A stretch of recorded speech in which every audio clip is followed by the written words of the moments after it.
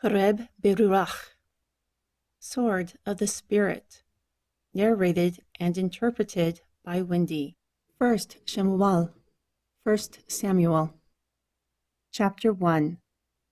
Now there was a certain man of Ramatim Zupim, of Mount Ephraim, and his name was Elkanah, the son of Yeraham, the son of Alihua, the son of Tahun, the son of Zuab, and Abrati. Furthermore, he had 2 wives. The name of one was Hannah, and the name of the other Penina. And Penina had children. However, Hannah had no children. Moreover, this man went up out of his city yearly to worship and sacrifice unto Yahweh of hosts in Shiloh. And there the 2 sons of Ali, Hophni and Phinehas, were the priests of Yahweh. And when it was time that Elkanah offered, he gave portions to Penina his wife, and to all her sons and daughters. However, to Hannah he gave an extreme portion, for he loved Hannah, but Yahweh had shut her womb. Thus they did this year by year.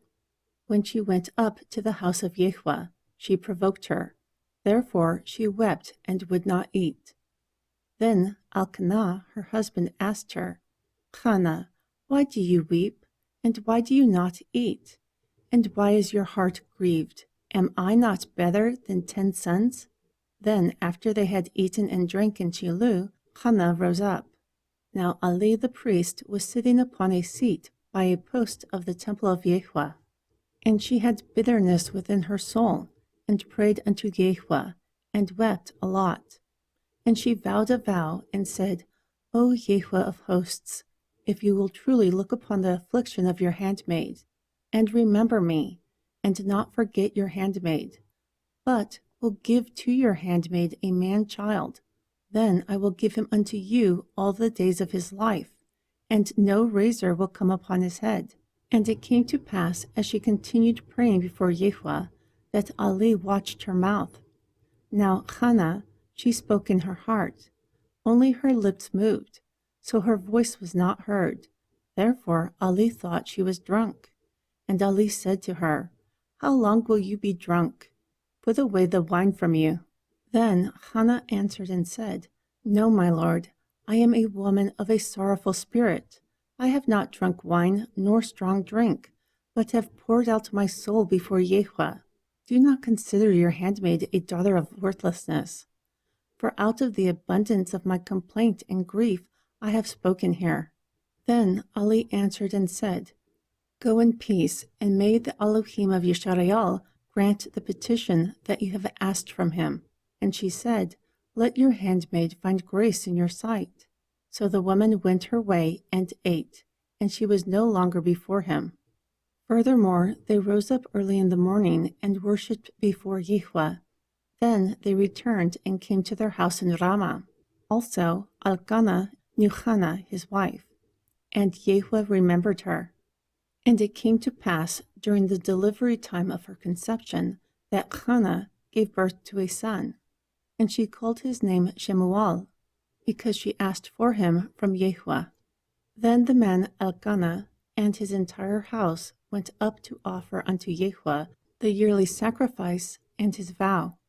However, Hannah did not go up, for she said to her husband, I will not go up until the child is weaned, and then I will bring him, so that he may appear before Yahweh, and abide there forever. Therefore Elkanah, her husband, said to her, Wait until you have weaned him. Only Yahweh establish his word. So the woman abode, and she nursed her son until she weaned him. And when she weaned him, she took him up with her, with 3 bullocks and 1 ephah of flour, and a bottle of wine. Then she brought him to the house of Yahweh in Shiloh. Also the child was young. Then they slew the bullock, and brought the child to Ali. And she said, O my lord, as your soul lives, my lord, I am the woman who stood by you here, praying unto Yahweh. I prayed for this child, and Yahweh has given me the petition that I asked from him. Also, I have lent him to Yahweh, As long as he lives, he will be lent to Yehovah. And there they worshipped Yehovah. Chapter 2. And Hannah prayed and said, My heart rejoices in Yehovah. My horn is exalted in Yehovah.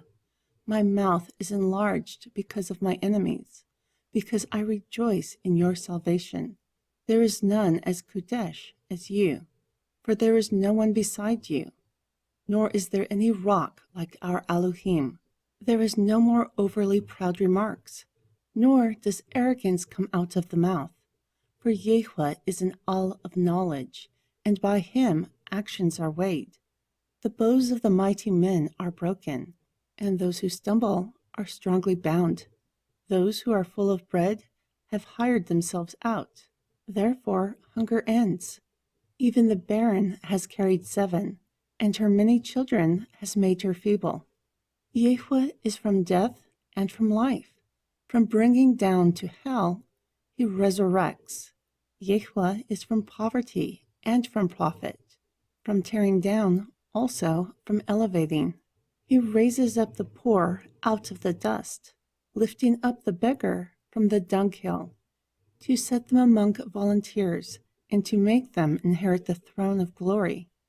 For the pillars of the earth belong to Yehovah, and he has set the world upon them. He will keep the feet of his saints, but the wicked will be silent in darkness. For by strength no man prevails. The adversaries of Yehovah will be broken to pieces. Out of the heavens he will thunder upon them. Yehovah will judge the ends of the earth. Also he will give strength to his king, and exalt the horn of his anointed. Furthermore, Elkanah went to Ramah, to his house. And the child did minister unto Yehovah before Ali the priest. And it was a custom of the priest for the people, when any man offered a sacrifice, the priest's servant would come with a flesh hook that had 3 teeth in his hand while the flesh was boiling, and he would strike it into the pan, or kettle, or cauldron, or pot. All that the flesh hook brought up, the priest took for himself. So too they did to all Yisrael who came there to Shiloh. Also, before they burnt the fat, the priest's servant came and said to the man who sacrificed, Give flesh to roast for the priest, for he will not have from your boiled flesh, but raw. And if he is asked, Does the man burn the offering like in the days of oil, and takes as much as his soul desires? Then he would answer him, No, but you will give it to me now, and if not, I will take it by force. Therefore the sin of the young men was very great before Yehovah, for men resented the offering of Yehovah. However, Shemuel ministered before Yehovah, being a child bound with a linen ephod. Moreover, his mother made him a little coat, and brought it to him from year to year, when she came up with her husband to offer the yearly sacrifice. Then Ali blessed Elkanah and his wife, and he said, Yehovah give the seed of this woman for a loan, which is lent unto Yehovah. And they went on their way. Furthermore, Yehovah visited Hannah, so that she conceived, and she bore 3 sons and 2 daughters. But the child Shemuel grew before Yehovah. Now Ali was very old, but he heard everything that his sons did to all Yisrael, and how they laid with women who assembled at the door of the appointed tabernacle. So he asked them, Why do you do such things? For I hear of your evil dealings by all these people. No, my sons, for it is not a good report that I hear, making the people transgress Yehovah. If one man has sin against another, the judge will judge him. But if a man has sin against Yehovah, who will entreat for him? Nevertheless, they did not hearken to the voice of their father, causing Yehovah a desire to kill them. And the child Shemuel grew on, and was in favor with both Yehovah and with men also. Furthermore, a man of Elohim came there to Ali, and he said to him, Thus saith Yehovah, Did I plainly appear to the house of your father when they were in Mitzrayim, in the house of Paro, and did I choose him out of all the tribes of Yisrael to be my priest, to offer upon my altar, to burn incense, to wear an ephod before me. Also did I give to the house of your father all the offerings made by fire from the children of Yisrael. Why do you kick at my sacrifice and at my offering, which I have commanded in my habitation?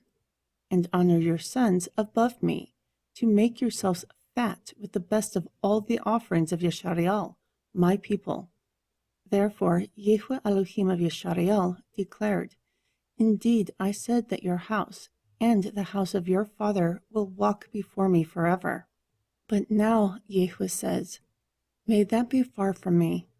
For those who honor me, I will honor, and those who despise me will be cursed. Behold, the days will come that I will cut off your arm and the arm of your father's house, that there will not be an old man in your house. And you will see an enemy occupation in all that was given to Yisrael, and there will not be an old man in your house for all the days. Also, to destroy your eyes and to grieve your soul, your men who I do not cut off from my altar, and all the increase of your house, they will die. And this will be a sign for you, which will come upon your 2 sons, upon Chapni and Pinachas. In one day both of them will die. And I will raise up myself a faithful priest, who will do according to that which is in my heart and in my mind. And I will build him a secure house, and he will walk before my anointed all the days. And it will come to pass that everyone who is left in your house will come bowing down to him for a piece of silver and a morsel of bread, and say, I pray you, put me into one of the priest's office, so that I may eat of bread. Chapter 3. And the child Shemuel ministered to Yahweh before Ali, and the word of Yahweh was precious in those days. Visions were not common.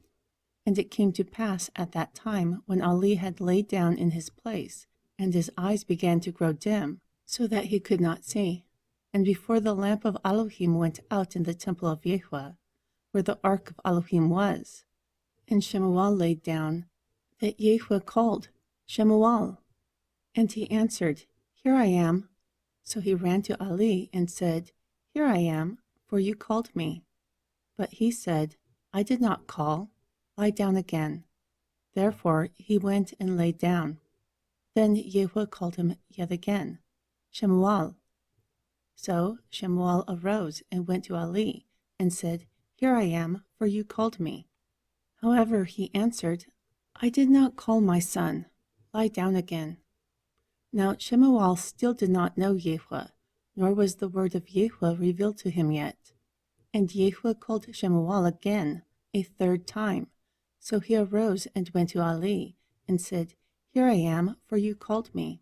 Then Ali understood that Yahweh had called the child. Therefore Ali said to Shemuel, Go lie down, and it will be, if he calls you, that you will say, Speak, Adonai, for your servant hears. So Shemuel went and laid down in his place. And Yahweh came, and stood, and called like the other times, Shemuel, Shemuel. Then Shemuel answered, Speak, for your servant hears. Therefore Yahweh said to Shemuel, Behold, I will do a thing in Yisrael, by which both of the ears of everyone who hears it will tingle.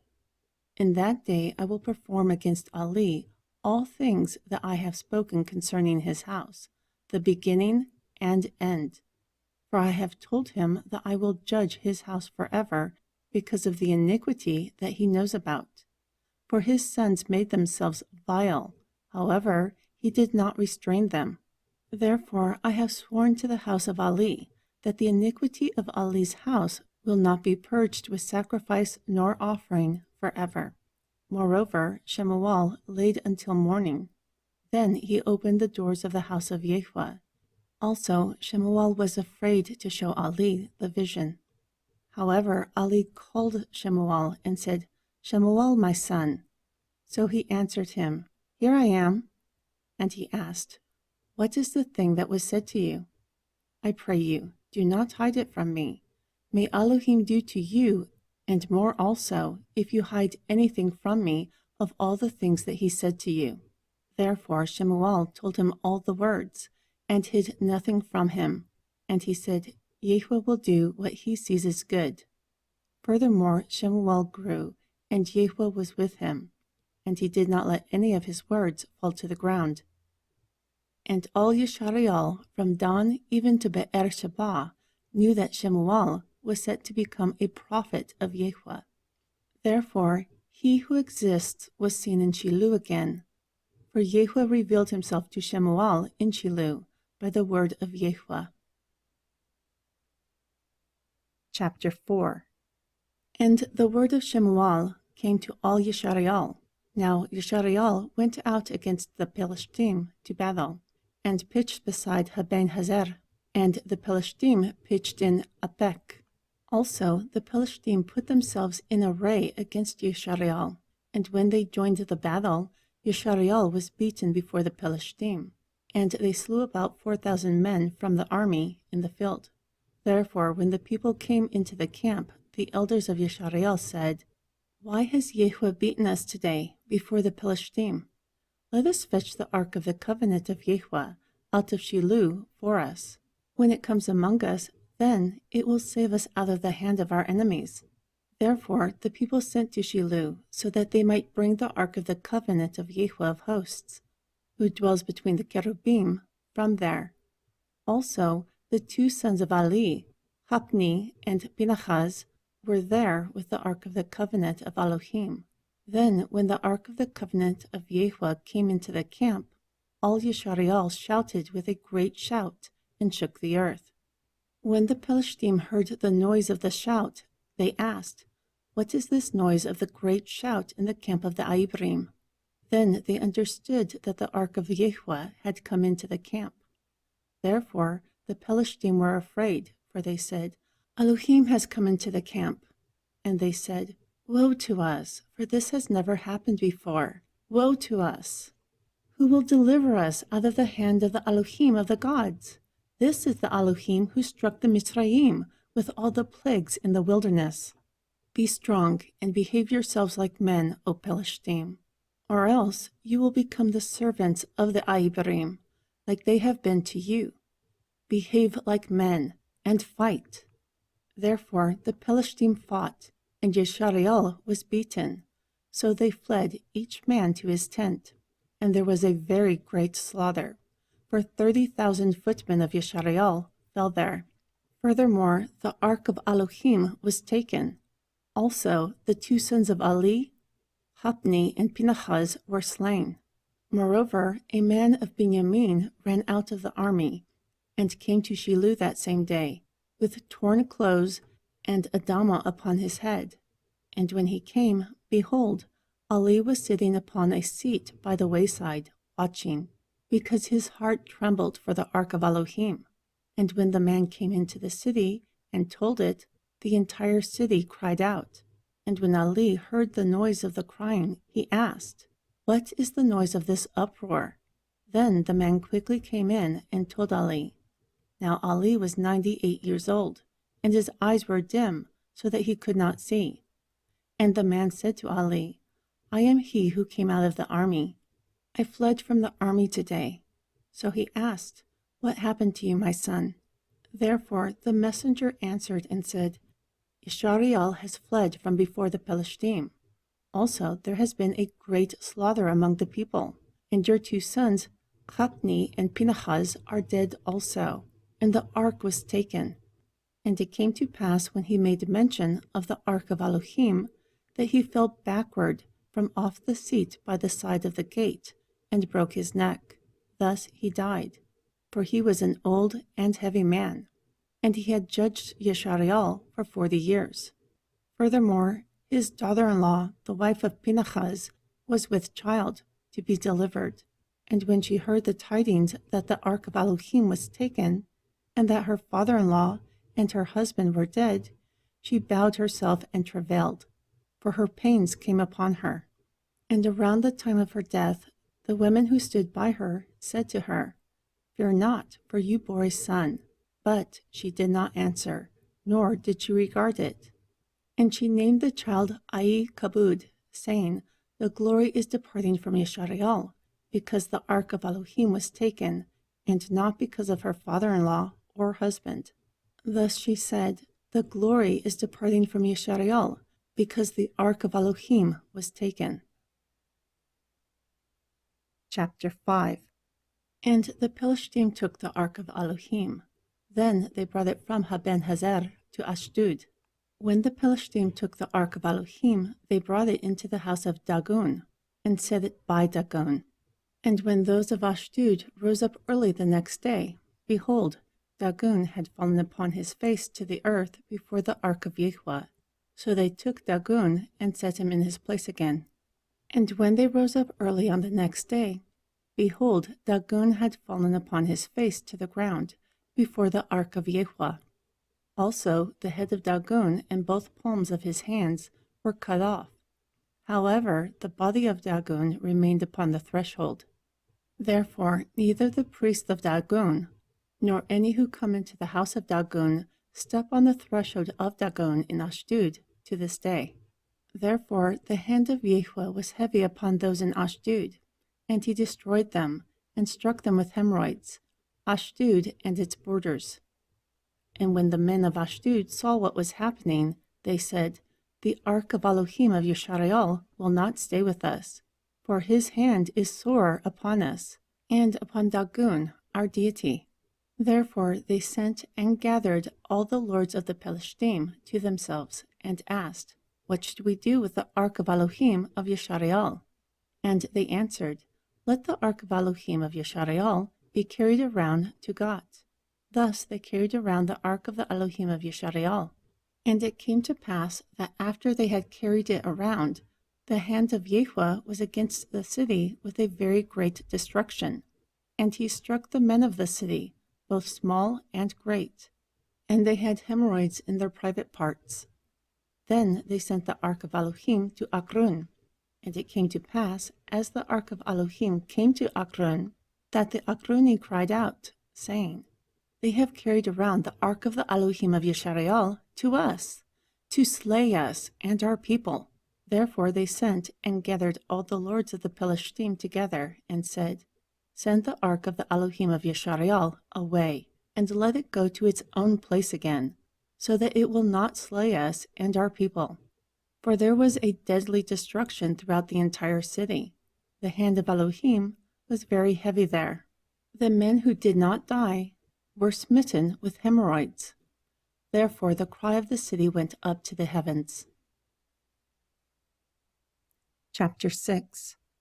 And the ark of Yahweh was in the country of the Philistine for 7 months.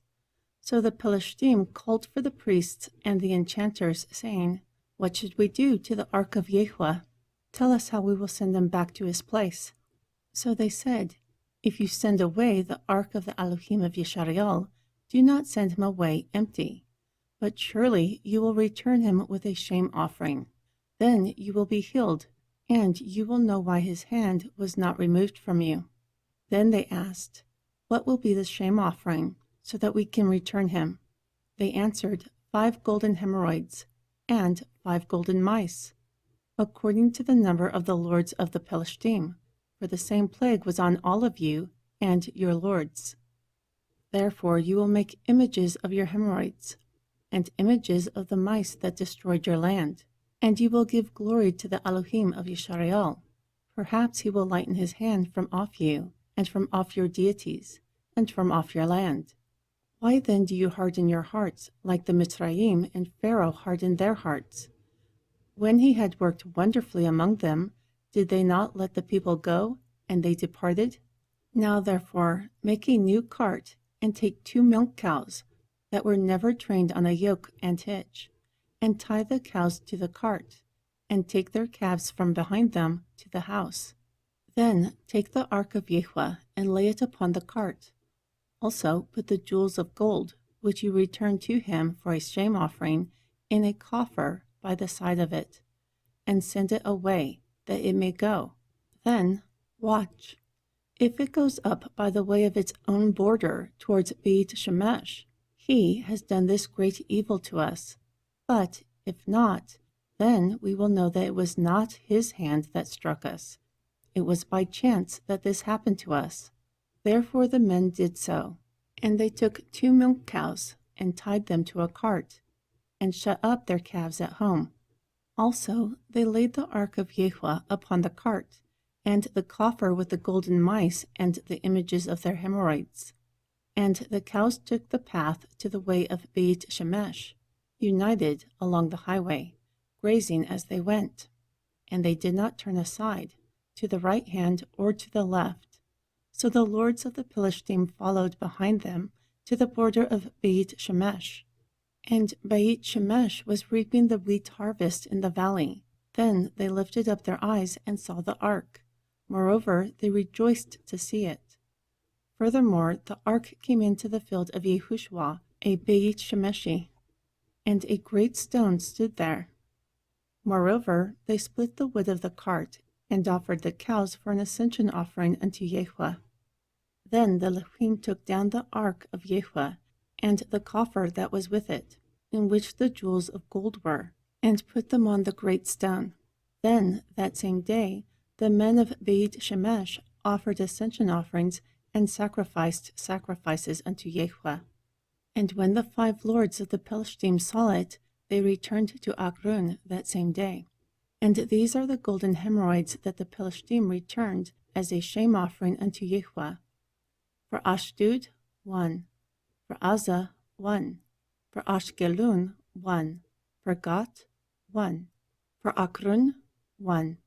Also the golden mice were numbered for all the cities of the Philistine that belonged to the 5 lords, of fenced cities and of country villages, even to the great stone on which they set the ark of the covenant down that day, in the field of Yehoshua, the Beit Shemeshi. However, he struck the men of Beit Shemesh, because they had looked into the ark of Yahweh. Therefore he struck 57,000 men among the people. And the people lamented, because Yahweh had smitten many of the people with a great slaughter.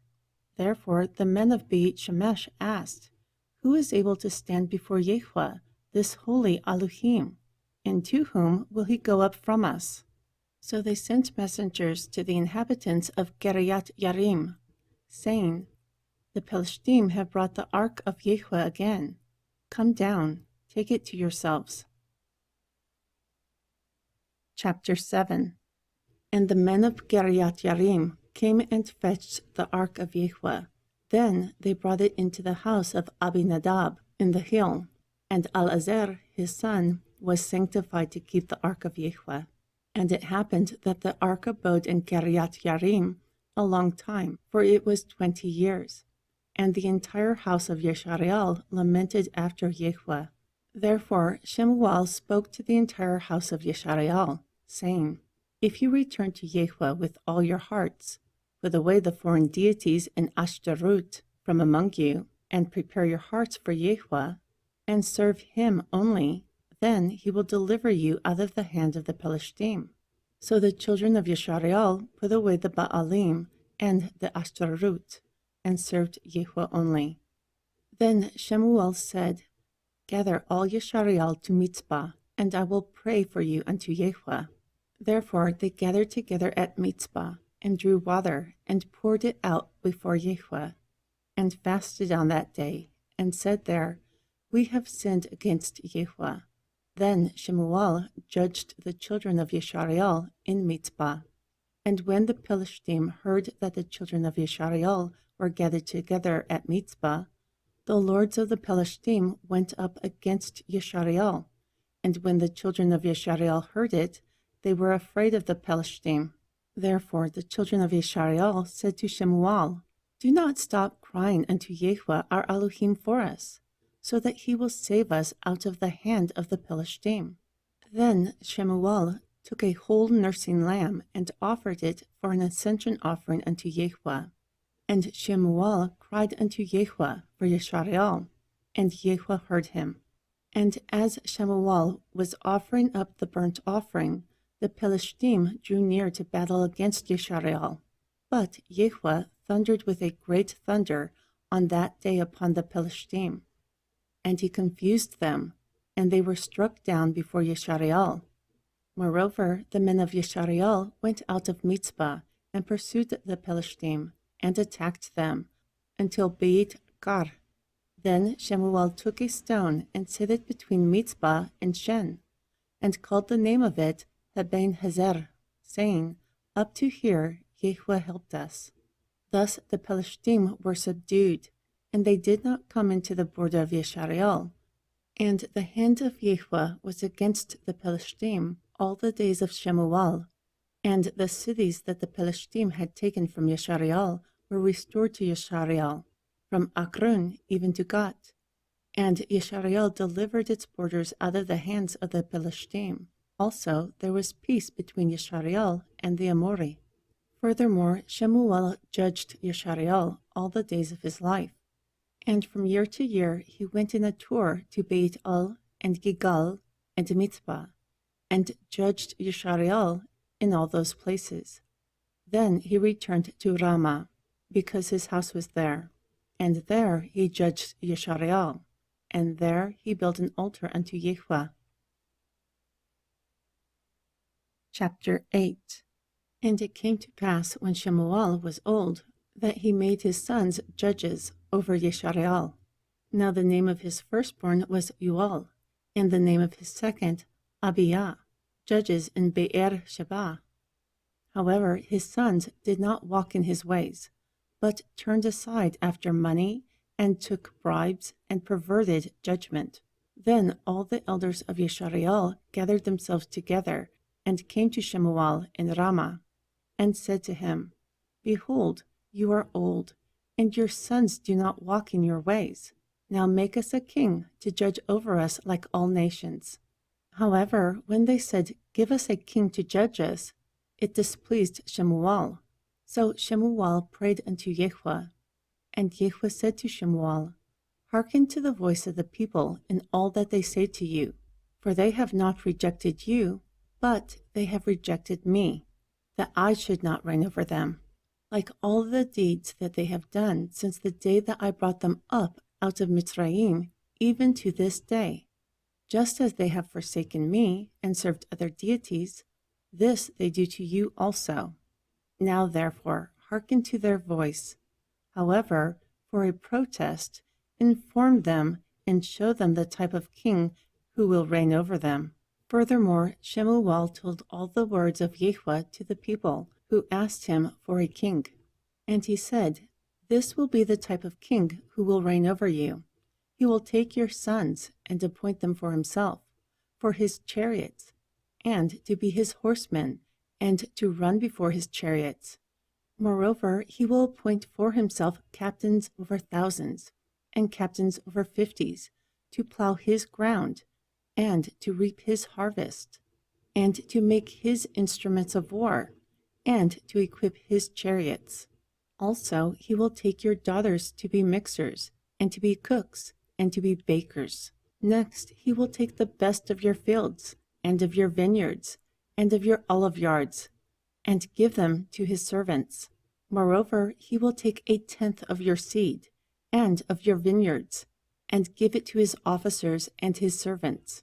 Then he will take your men servants, and your maidservants, and your finest young men, and your asses, and put them for his work.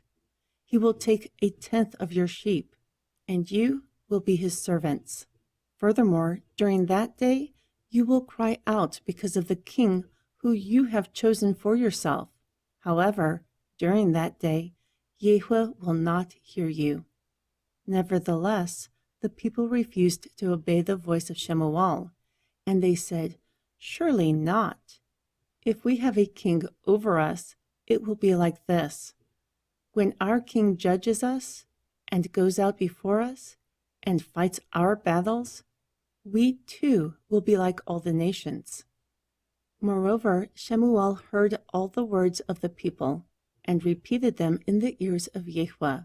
Therefore Yahweh said to Shemuel, "Hearken to their voice, and make them a king." So Shemuel said to the men of Yeshareal, "Go, every man to his city."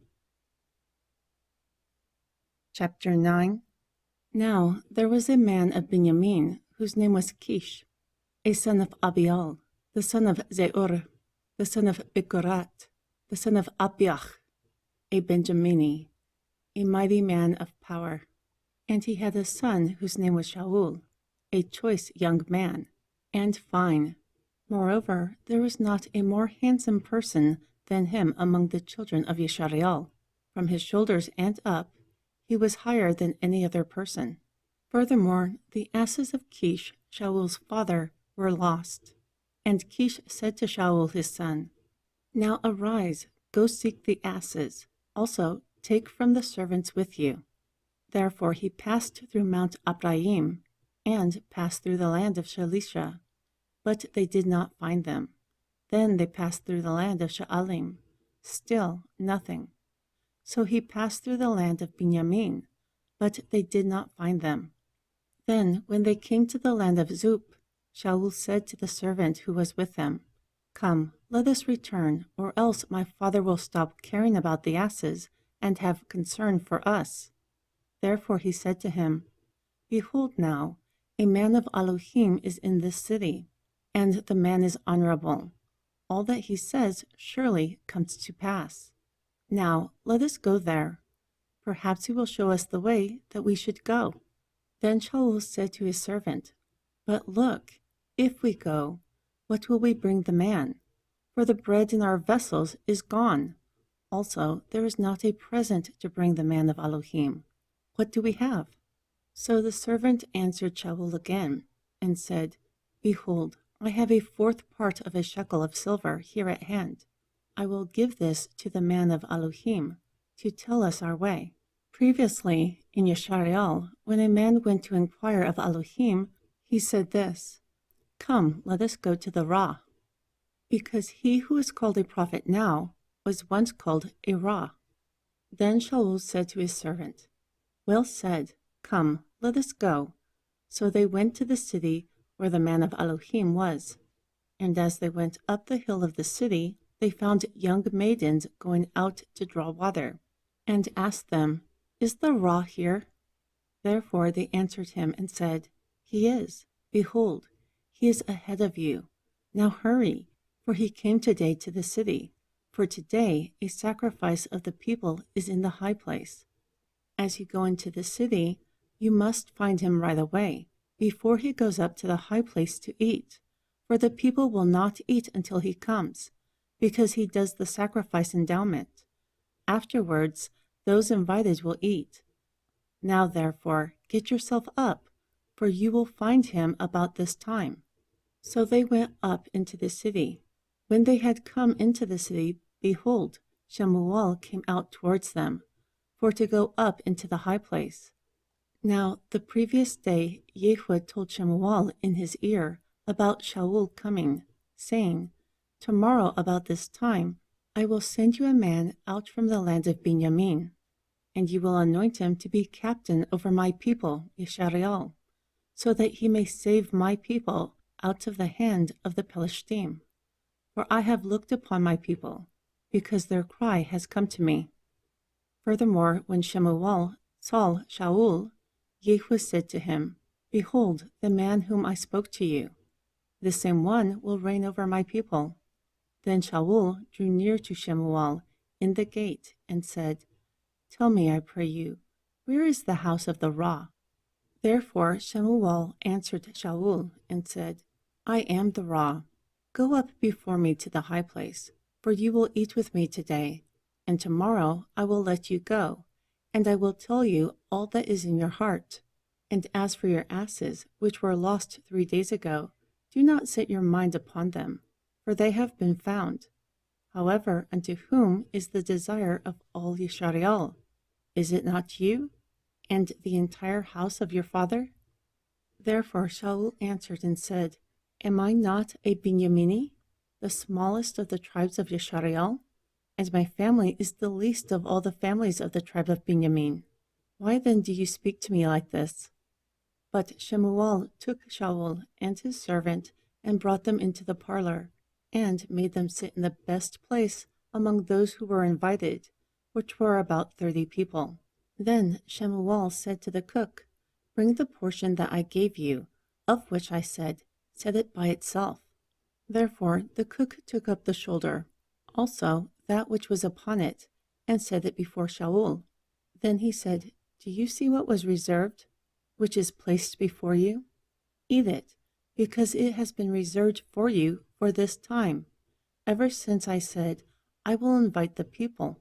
Therefore Shaul ate with Shemuel that day. Moreover, when they had come down from the high place into the city, he communed with Shaul on top of the house. Then they arose early, and it came to pass about the dawning of the day that Shemuel called Shaul to the top of the house, saying, Get up, so that I may send you away. Therefore Shaul arose, and they went out abroad, both of them, he and Shemuel. And as they were going down to the end of the city, Shemuel said to Shaul, Tell the servant to pass on before us, but you stand still for a while, so that I may show you the word of Elohim. Chapter 10. Then Shemuel took a vial of oil, and poured it upon his head, and kissed him, and said, Is this not because Yahweh has anointed you to be captain over his inheritance? When you have departed from me today, then you will find 2 men by Rachel's sepulchre, on the border of Benjamin and Zilzach. And they will say to you, The asses that you went to seek have been found. But look, your father has left tending the asses, and mourns for you, saying, What will I do for my son?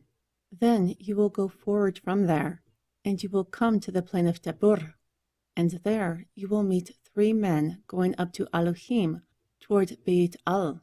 One is carrying 3 kids, and another is carrying 3 loaves of bread, and another is carrying a bottle of wine.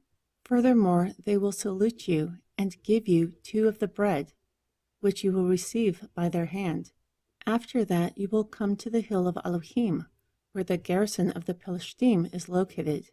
And it will come to pass, when you have come there to the city, that you will meet a company of prophets coming down from the high place with a psaltery and a tabret and a pipe and a harp before them, and they will prophesy.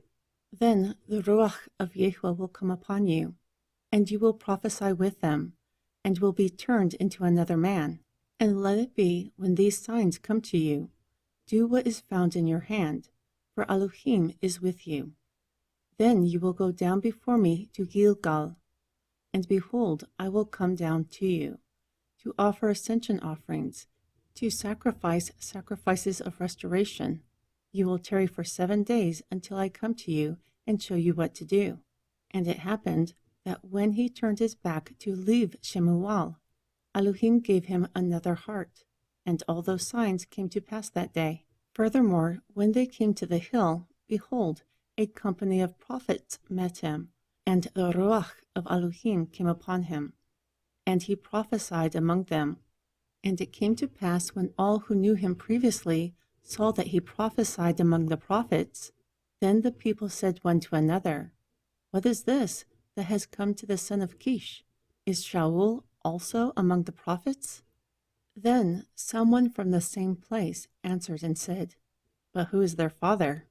Therefore it became a proverb, Is Shaul also among the prophets? And when he had made an end of prophesying, he came to the high place. Furthermore, Shaul's uncle asked him and his servant, Where did you go? Therefore he answered, To seek the asses. However, when we saw that they were nowhere, we went to Shemuel. Then Shaul's uncle asked, Tell me, I pray you, what did Shemuel say to you? So Shaul answered his uncle, He clearly told us that the asses were found. However, concerning the matter about the kingdom, of which Shemuel spoke, he did not tell him. Furthermore, Shemuel called the people together unto Yahweh to Mitzpah. And he said to the children of Yeshareel, Thus saith Yahweh, Elohim of Yeshareel, I brought up Yeshareel out of Mitzrayim, and delivered you out of the hand of Mitzrayim, and out of the hand of all kingdoms, of those who oppressed you. Yet today you have rejected your Elohim, who has delivered you from your adversaries and your tribulations himself. Also you have said to him this, Set a king over us. Now therefore, present yourselves before Yahweh by your tribes and by your thousands. And when Shemuel had caused the tribes of Yeshariel to come near, the tribe of Benjamin was taken. When he had caused the tribe of Benjamin to come near by their families, the family of Machri was taken. Furthermore, Shaul, the son of Kish, was taken. However, when they looked for him, he could not be found. Therefore they inquired of Yahweh further, whether the man had come there yet. And Yahweh answered, Behold, he has hidden himself among the cargo. So they ran and fetched him from there. And when he stood among the people, he was higher than all the people from his shoulders up. And Shemuel said to all the people, See him whom Yahweh has chosen, that there is none like him among all the people. Therefore all the people shouted and said, Elohim save the king. Moreover, Shemuel told the people the type of kingdom and wrote it in a supper, and laid it up before Yahweh. And Shemuel sent all the people away, every man to his house. Also Shaul went home to Gibeat, and the band of men went there with him, whose hearts Elohim had touched. However, the children of worthlessness questioned, How will this man save us? And they despised him, and did not bring him presents, but he held his peace. Chapter 11. And Nahash the Ammoni came up and encamped against Yabesh Gilead. Then all the men of Nabish said to Nahash, Make a covenant with us, and we will serve you. So Nahash the Ammoni answered them, I will make a covenant with you on this condition, that I may pluck out all of your right eyes and lay this disgrace upon all Yeshariel. So the elders of Yabesh said to him, Give us 7 days, so that we may send messengers to all the borders of Yeshariel, and then, if there is no man to save us, we will come out to you. Furthermore, the messengers came to the hill of Shaul, and the tidings were told in the ears of the people, and all the people lifted up their voices and wept. And behold, Shaul came following the herd out of the field. And Shaul said, What has happened to this people, for they weep? Therefore they told him the tidings of the men of Yabesh. Then, when he heard these tidings, the Ruach of Elohim came upon Shaul, and his anger was kindled greatly. Moreover, he took a yoke of oxen, and cut them into pieces, and sent them throughout the borders of Yeshariel by the hands of messengers, saying, Whoever does not come follow Shaul and Shemuel, this will be done to his oxen. And the fear of Yahweh fell on the people. So they came out as a unified man. And when he numbered them in Bezek, the children of Yeshariel were 300,000, and the men of Yehuda were 30,000. And they said to the messengers who came, You will tell this to the men of Yabesh Gilead. Tomorrow, when the sun is hot, you will have help. Therefore the messengers came and showed it to the men of Yabesh, and they were glad. Then the men of Yabesh said, Tomorrow we will come out to you, and you will do to us all that seems good to you. And it came to pass on the next day that Shaul put the people into 3 companies. And he came into the middle of the encampment during the morning march, and slew Ammon until the heat of the day. And those who remained were scattered, such that 2 of them were not left together. Then the people said to Shemuel, Who is he who said, Why will Shaul reign over us? Bring those men, that they may be put to death. However, Shaul said, No one will be put to death today, for today Yahweh has worked salvation in Yeshariel. Then Shemuel said to the people, Come, and let us go to Gilgal, and restore the kingdom there. Therefore all the people went to Gilgal, and there, in Gilgal, they made Shaul king before Yahweh. And there they offered sacrifices of restoration before Yahweh. Also there, Shaul and all the men of Yeshariel rejoiced greatly. Chapter 12. And Shemuel said to all Yeshariel, Behold, I have hearkened to your voice in all that you have said to me, and have made a king over you. And now, behold, the king walks before you, and I am old and gray-headed. and behold, my sons are with you, and I have walked before you from my childhood to this day. Behold, I am here. Witness against me before Yahweh and before his Mashiach. Whose ox have I taken? Or whose ass have I taken? Or who have I defrauded? Who have I oppressed? Or of whose hand have I taken a bribe to blind my eyes? And I will restore it to you. Then they said, You have not defrauded us, nor oppressed us, nor have you taken anything from any man's hand. Then he said to them, Yahweh is a witness for you. Also, his Mashiach is a witness today, that you have not found anything in my hand. And they answered, Witness. Then Shemuel said to the people, It was Yahweh who advanced Moshe and Aharon, and brought your fathers up out from the land of Mitzrayim. Now therefore, stand still, that I may reason with you before Yahweh, of all the righteous acts of Yahweh, which he did for you and your fathers. When Jacob came into Mitzrayim, and your fathers cried unto Yahweh, then Yahweh sent Moshe and Aharon, who brought your fathers out of Mitzrayim, and made them dwell in this place. However, when they forgot Yahweh their Elohim, he sold them into the hand of Sisera, captain of the army of Chetzor, and into the hand of the Pelishtim, and into the hand of the king of Moab, and they fought against them. Therefore they cried unto Yahweh, and said, We have sinned, because we have forsaken Yahweh, and have served the Baalim and the Ashtarut. But now deliver us out of the hand of our enemies, and we will serve you. Also Yahweh sent Yerub-Baal, and Bedan, and Yepetach, and Shemuel, and delivered you out of the hand of your enemies on every side, and you dwelled safe. And when you saw that Nahash, the king of the children of Ammon, came against you, you said to me, No, but a king will reign over us, when Yahweh your Elohim was your king. Now therefore, behold, the king whom you have chosen, whom you have desired, and behold, Yahweh has set a king over you. If you will fear Yahweh and serve him, and obey his voice, and not rebel against the commandments of Yahweh, both you and the king who reigns over you also will continue to follow Yahweh your Elohim. However, if you will not obey the voice of Yahweh, but rebel against the commandment of Yahweh, then the hand of Yahweh will be against you, like it was against your fathers. Now therefore stand and see this great thing that Yahweh will do before your eyes. Is today not the wheat harvest?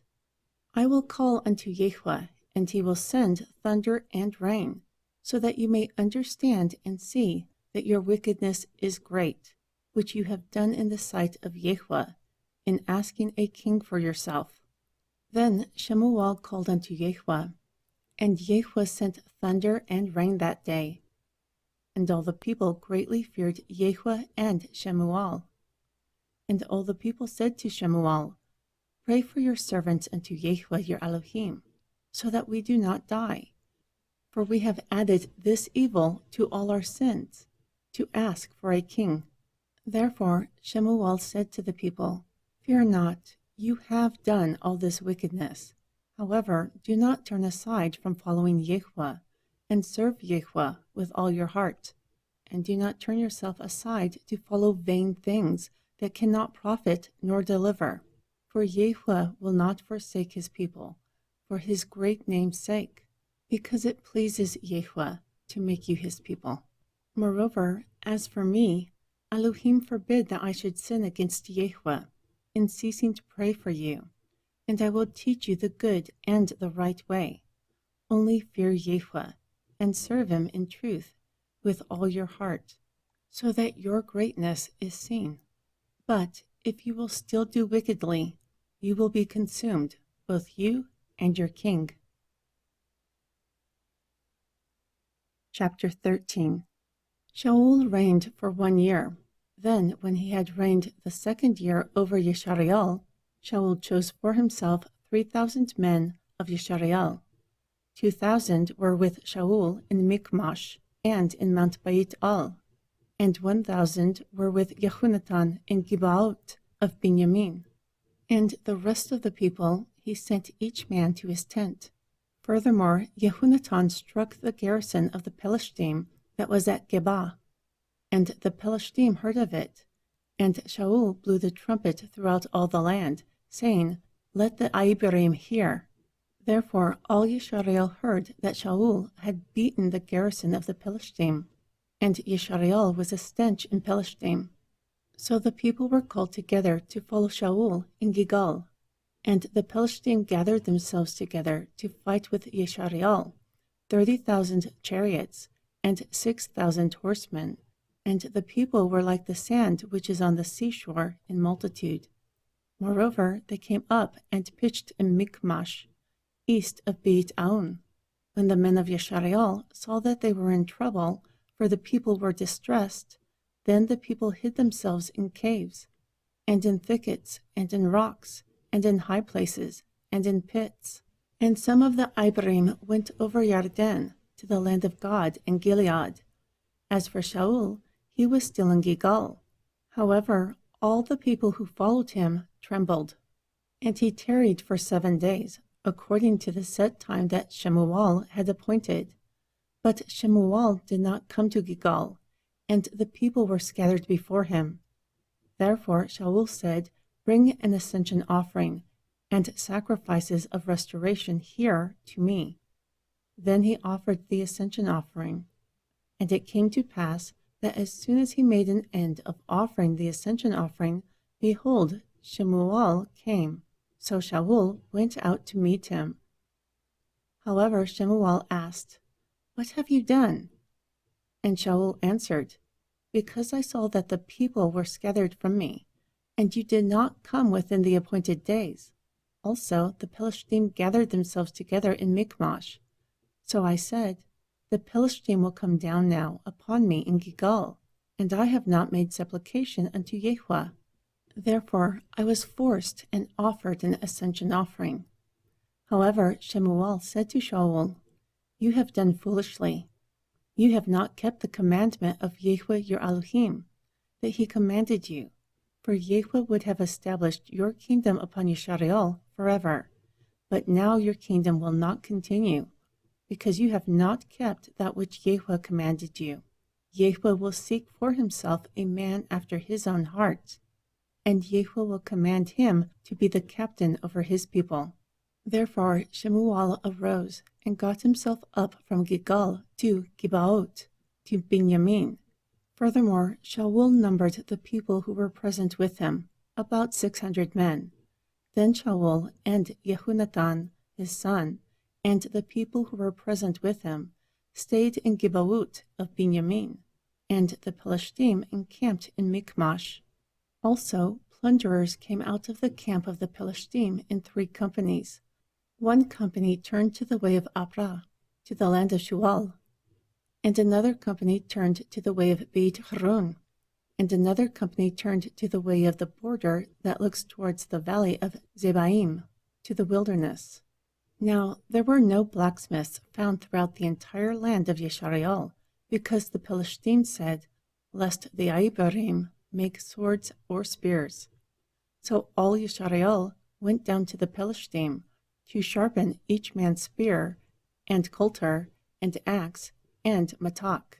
Therefore they requested the sharpening for the mattocks, and for the coulters, and for the forks, and for the axes, and for the repointing of the goads. So on the day of the battle there was not a sword or spear found in the hand of any of the people who were with Shaul and Jehonatan. Only Shaul and Jehonatan his son had them. Furthermore, the garrison of the Pelishtim went out to the passage of Michmash. Chapter 14. Now it happened one day that Jehonatan the son of Shaul said to the young man who carried his armor, "Come, let us go over to the other side of the garrison of the Pelishtim." But he did not tell his father. Therefore Shaul tarried in the othermost part of Gibeaot, under the pomegranate tree that is in Migron. Also the people who were with him were about 600 men. And Achiah, the son of Achithub, Aikabud's brother, the son of Pinachas, the son of Ali, the priest of Yehua in Shiloh, was wearing an ephod. However, the people did not know that Yehunatan was gone. Furthermore, the passage that Yehunatan sought to go over to the garrison of the Pelishtim was between a sharp rock on one side and a sharp rock on the other side. Also, the name of one was Butzeta, and the name of the other, Sene. The forefront of one was situated northward over against Michmash, and the other was southward against Gibeut. Furthermore, Yehunatan said to the young man who bore his armor, "Come, let us go over to the garrison of these uncircumcised. It may be that Yehua will work for us, for there is no restraint for Yehua to save by many or by few." So his armor-bearer said to him, "Do all that is in your heart. Should you turn, behold, I am with you according to your heart." Then Yehunatan said, "Behold, we will pass over to these men, and we will reveal ourselves to them. If they say this to us, 'Wait until we come to you,' then we will stand still in our place and not go to them. However, if they say this, 'Come up to us,' then we will go up, for Yehua has delivered them into our hand, and this will be a sign to us." Therefore they revealed themselves to the garrison of the Pelishtim. And the Pelishtim said, "Look, the Ibarim have come out of the holes where they have hidden themselves."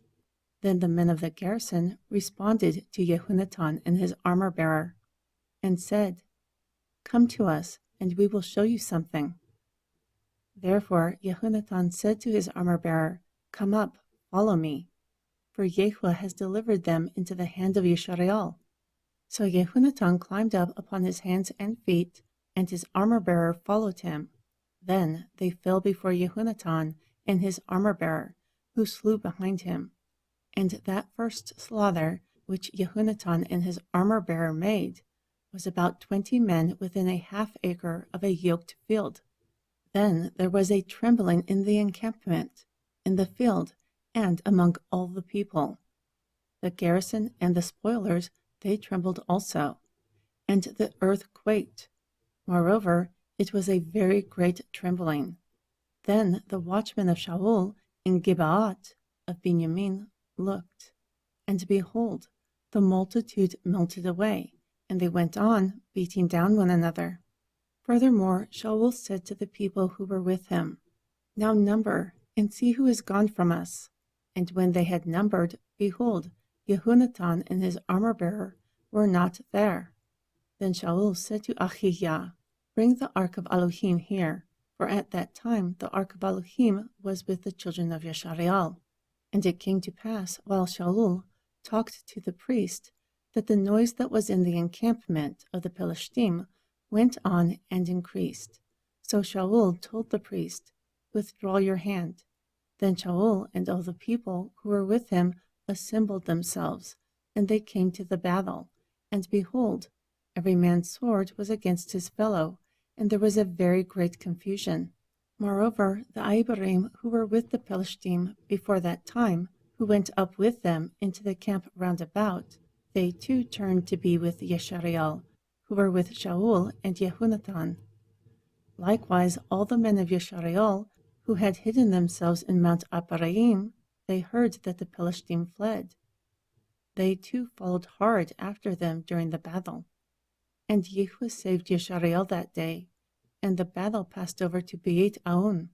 However, the men of Yeshareal were distressed that day, for Shaul had vowed to the people, saying, "Cursed is the man who eats any food until evening, so that I may be avenged of my enemies." Therefore none of the people tasted any food. Furthermore, all the land became wooded, and there was honey upon the ground. And when the people had come into the forest, behold, the honey dropped. But no man put his hand to his mouth, because the people feared the oath. However, Yehunatan did not hear that his father charged the people with an oath. Therefore he put forth the end of the rod that was in his hand, and dipped it into a honeycomb, and put his hand into his mouth, and his eyes were enlightened. Then one of the people responded and said, Your father clearly charged the people with an oath, saying, 'Cursed is the man who eats any food this day.' And the people are faint." Then Jehonatan said, "My father has troubled the land. Look, I pray you, how my eyes have been enlightened because I tasted a little of this honey. If the people had freely eaten what they had found today, how much more of the plunder of our enemies would there be? For then it would have been a much greater slaughter among the Philistine." Moreover, they struck the Philistine that day from Michmash to Ailun, but the people were faint. Therefore the people flew upon the plunder, and took sheep and oxen and calves, and slew them on the ground, and the people ate them with the blood. Then they told Shaul, saying, "Behold, the people sin against Jehovah, and that they eat with the blood." And he said, "You have transgressed. Roll a great stone to me this day." Then Shaul said, "Disperse yourselves among the people, and say to them, Bring me here every man his ox, and every man his sheep, and slay them here, and eat, and do not sin against Jehovah by eating with the blood." Therefore each man of all the people brought his ox with him that night, and slew them there. Furthermore, Shaul built an altar unto Jehovah, like the first altar that he built unto Jehovah. And Shaul said, "Let us go down after the Philistine by night, and plunder them until the morning light, and let us not leave a man among them." So they said, "Do whatever seems good to you." However, the priest said, "Let us draw near to Elohim here." So Shaul asked counsel of Elohim, "Should I go down after the Philistine? Will you deliver them into the hand of Yeshariel?" But he did not answer him that day. And Shaul said, "Draw near here, all the chiefs among the people, and learn and see what sin has happened today. For as Yehovah lives, who saves Yeshariel, even if it is in Jehonatan my son, he will surely die." But there was not a man among all the people who answered him. Then he said to all Yeshariel, "You on one side, and me and Jehonatan my son will be on the other side." So the people said to Shaul, "Do what seems good to you." Therefore Shaul said unto Yehovah Elohim of Yeshariel, "Give a perfect lot." Then Shaul and Jehonatan were taken, but the people escaped. Then Shaul said, "Cast lots between me and Jonathan my son." And Jonathan was taken. Then Shaul asked Jonathan, "Tell me what you have done." So Jonathan told him and said, "I only tasted a little honey with the end of the rod that was in my hand, and behold, I must die." Then Shaul answered, "May Elohim do so, and more also, for you will surely die, Jehonatan." However, the people said to Shaul, "Will Jehonatan die, who has worked this great salvation in Yeshariel? Elohim forbid. As Yehovah lives, not one hair of his head will fall to the ground, for he has worked with Elohim today." Therefore the people rescued Jehonatan, so that he did not die. Then Shaul halted from following the Philistine, and the Philistine went to their own place. Furthermore, Shaul took over the kingdom of Yeshariel, and he fought against all his enemies on every side, against Moab, and against the children of Ammon, and against Adum, and against the kings of Zubah, and against the Philistine. Therefore, wherever he turned himself, he vexed them. And he gathered an army, and struck the Amalek, and he delivered Yeshariel out of the hands of those who plundered them. Now the sons of Shaul were Jehonatan, and Yeshui, and Melchishua. Also the names of his two daughters. The name of the firstborn is Merab, and the name of the younger is Michal. And the name of Shaul's wife was Nachinaam, the daughter of Ahimaaz. And the name of the captain of his army was Abiner, the son of Ner, Shaul's uncle. And Kish was the father of Shaul. And Ner, the father of Abiner, was the son of Abial. And there was a mighty war against the Philistine all the days of Shaul. Therefore, when Shaul saw any strong man, or any valiant man, he took him for himself. Chapter 15. Also Shemuel said to Shaul, Yahweh sent me to anoint you to be the king over his people, over Yeshariel. Now therefore hearken to the voice of the words of Yahweh.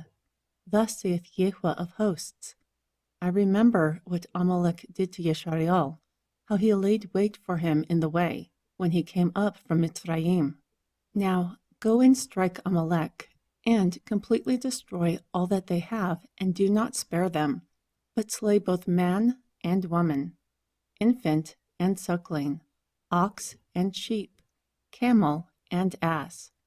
So Shaul gathered the people together, and numbered them in Telael, 200,000 footmen, and 10,000 men were from Yehudah.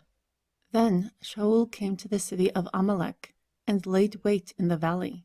And Shaul said to the Keni, Go, depart, get yourself down from the Amalek, lest I destroy you with them.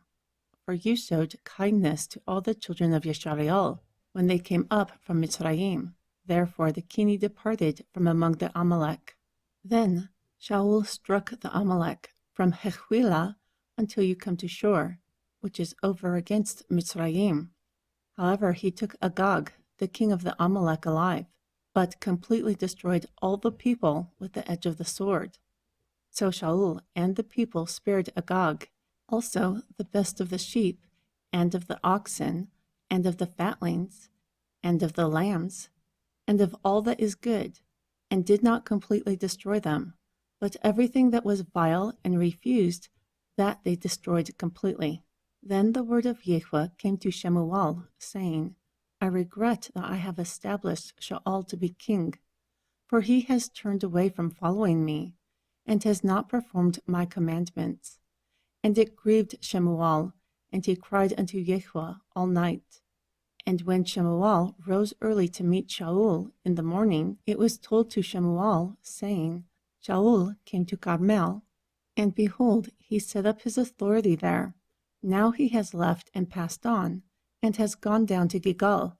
Therefore Shemuel came to Shaul, and Shaul said to him, Blessed are you of Yahweh. I have performed the commandment of Yahweh.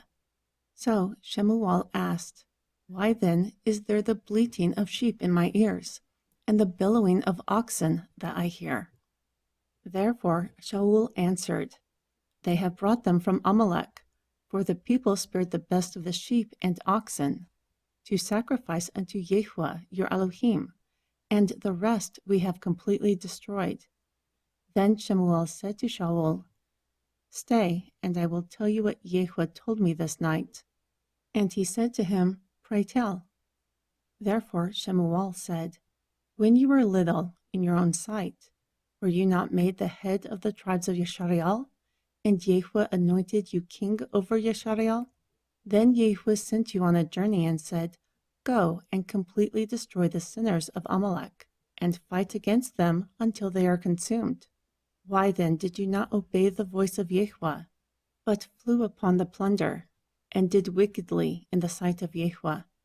However, Shaul said to Shemuel, Indeed, I have obeyed the voice of Yahweh, and have gone the way which Yahweh sent me, and have brought Agag the king of Amalek, and have completely destroyed the Amalek. But the people took the plunder, sheep and oxen, the best of the things which have been completely destroyed, to sacrifice unto Yahweh your Elohim in Gilgal.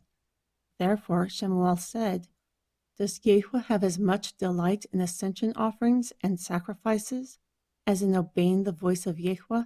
Behold, to obey is better than sacrifice, to hearken than the fat of rams.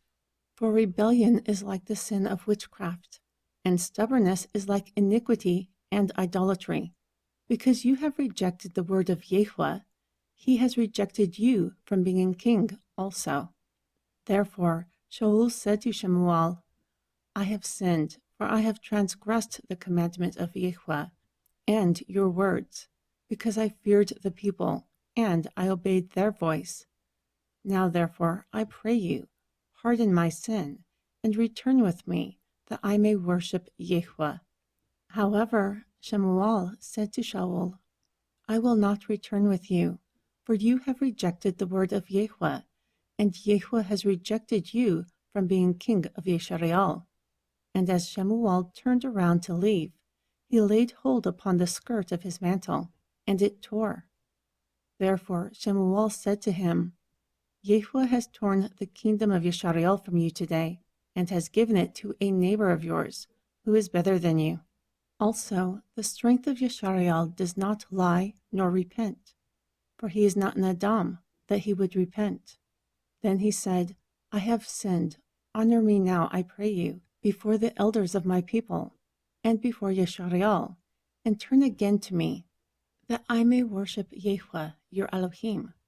Then Shemuel turned again, following Shaul, and Shaul worshipped Yahweh. Bring Agag, the king of the Amalek, here, to me. Therefore Agag came to him delicately, and Agag said, Surely the bitterness of death has passed. However, Shemuel said, Like your sword has made women childless, so too your mother will be childless among women. Then Shemuel cut Agag in pieces before Yahweh in Gilgal. Next Shemuel went to Ramah, and Shaul went up to his house, to Gibeat of Shaul. Furthermore, Shemuel did not come to see Shaul any more until the day of his death. Nevertheless, Shemuel mourned for Shaul, and Yahweh regretted that he made Shaul king over Yisrael. Chapter 16. And Yahweh said to Shemuel, How long will you mourn for Shaul, seeing I have rejected him from reigning over Yisrael? Fill your horn with oil and go. I will send you to Yesse of Beit Lechem, for I have provided myself a king among his sons. Then Shemuel said, How can I go? For Shaul will hear of it, and he will kill me. So Yahweh said, Take a heifer with you, and say, I have come to sacrifice unto Yahweh. Then call Yesse to the sacrifice, and I will show you what you will do. And you will anoint for me whom I name to you. Therefore Shemuel did what Yahweh spoke. And he came to Beit Lechem, and the elders of the town trembled at his coming, and asked, Have you come peacefully? And he answered, Peacefully, I have come to sacrifice unto Yahweh. Sanctify yourselves, and come with me to the sacrifice. Also he sanctified Yesse and his sons, and called them to the sacrifice. And it came to pass, when they had come, that he looked upon Eliab, and said, Surely before Yahweh he is his Mashiach. But Yahweh said to Shemuel, Do not look on his appearance, or on the height of his stature, because I have refused him. For not as Adam sees, for Adam looks on outward appearance, but Yahweh looks on the heart. Then Yesse called Abinadab, and made him pass before Shemuel. But he said, Nor has Yahweh chosen this one. Then Yesse made Shammah pass by, and he said, Nor has Yahweh chosen this one. Yesse made his 7 sons to pass before Shemuel again. And Shemuel said to Yesse, Yahweh has not chosen these. Therefore Shemuel asked Yesse, Are all your sons here? And he said, My youngest still remains, and behold, he keeps the sheep. Then Shemuel said to Yesse, Send and fetch him, for we will not sit down until he comes here. So he sent and brought him in. Now he was red-headed, and he had beautiful eyes, and he was attractive too. And Yahweh said, Arise, anoint him, for this is him. Then Shemuel took the horn of oil and anointed him in the midst of his brethren. And the Ruach of Yahweh came upon Dawid from that day forward. Furthermore, Shemuel rose up and went to Ramah. Thus the Ruach of Yahweh departed from Shaul, and an evil spirit from Yahweh troubled him. Therefore the servants of Shaul said to him, Behold, an evil spirit from Elohim troubles you. Now let our Lord command your servants before you to seek out a man, a skilled player on a harp. And it will come to pass, when the evil spirit from Elohim is upon you, that he will play with his hand and you will be well. And Shaul said to his servants, Now provide me a man who can play well, and bring him to me. Then one of the servants answered him and said, Behold, I have seen a son of Yesse of Beit Lechem, skilled in playing, and a mighty valiant man, and a man of war, and understanding word, and a handsome person. Also Jehu is with him. Therefore Shaul sent messengers to Yesse, and said, Send me Dawid your son, who is with the sheep. So Yesse took an ass with bread, and a bottle of wine, and a kid, and sent them with Dawid his son to Shaul. And Dawid came to Shaul, and stood before him. Also he loved him greatly, and he became his armor-bearer. And Shaul sent to Yesse, saying, Let Dawid, I pray you, stand before me, for he has found favor in my sight. And it came to pass, when the spirit of Elohim was upon Shaul, that Dawid took the harp and played with his hand. Therefore the spirit upon Shaul was good to him, and the evil spirit left from being upon him. Chapter 17. Now the Pelishtim gathered together their armies to battle, and were gathered together at Succu, which belongs to Yehudah, and pitched between Succu and Azekah, in Aitz Damin. Therefore Shaul and the men of Yeshareal were gathered together, and pitched by the valley of Allah, and set the battle in array against the Pelishtim. Moreover, the Pelishtim stood on one side of the mountain, and Yeshareal stood on the other side of the mountain, and there was a valley between them. And there a champion went out of the camp of the Pelishtim, named Gilead, of Gat, whose height was 6 cubits and a span. And he had a copper helmet upon his head, and he was armed with a coat of mail, and the weight of the coat was 5,000 shekels of copper. Also he had copper greaves upon his legs, and a copper target between his shoulders. And the staff of his spear was like a weaver's beam, and his spearhead was 600 shekels of iron. Also someone carrying a shield went before him. Moreover, he stood and cried to the armies of Yeshareal, and said to them, Why have you come out to set your battle in array? Am I not a Pelishti, and you, servants belonging to Shaul? Choose a man for yourselves, and let him come down to me. If he is able to fight with me, and kill me, then we will be your servants. But if I prevail against him, and kill him, then you will be our servants, and serve us. Then the Pelishti said, Today I defy the armies of Yeshareal. Give me a man, so that we may fight together. When Shaul and all Yeshareal heard those words from the Pelishti, they were dismayed and greatly afraid. Now Dawid was the son of an Aparati of Beit Lechem of Yehudah, whose name was Yesse, and he had 8 sons. Moreover, the sons who were old enough during the days of Shaul went with the men. Therefore the 3 eldest of Yesse followed Shaul to the battle, and the names of the 3 sons who went to the battle were Eliab, the firstborn, and the next to him Aminadab, and the third Shammah. Furthermore, Dawid was the youngest. However, the 3 eldest followed Shaul. Still yet Dawid went, but returned from Shaul to feed his father's sheep at Beit Lechem. And the Pelishti drew near morning and evening, and presented himself for 40 days. Furthermore, Yesse said to Dawid his son, Now take for your brethren an ephah of this parched grain, and these 10 loaves, and run to the camp to your brethren. Also carry these 10 cheeses to the captain of their 1,000, and look how your brothers fare, and take their pledge. Now Shaul and them and all the men of Yeshareal were in the valley of Allah, fighting with the Pelishtim. Therefore Dawid rose up early in the morning, and left a sheep with a keeper, and took and went as Yesse had commanded him. And he came to the trench, as the army was going forth to the fight, and shouted for the battle. For Yeshareal and the Pelishtim had put the battle in array, army against army.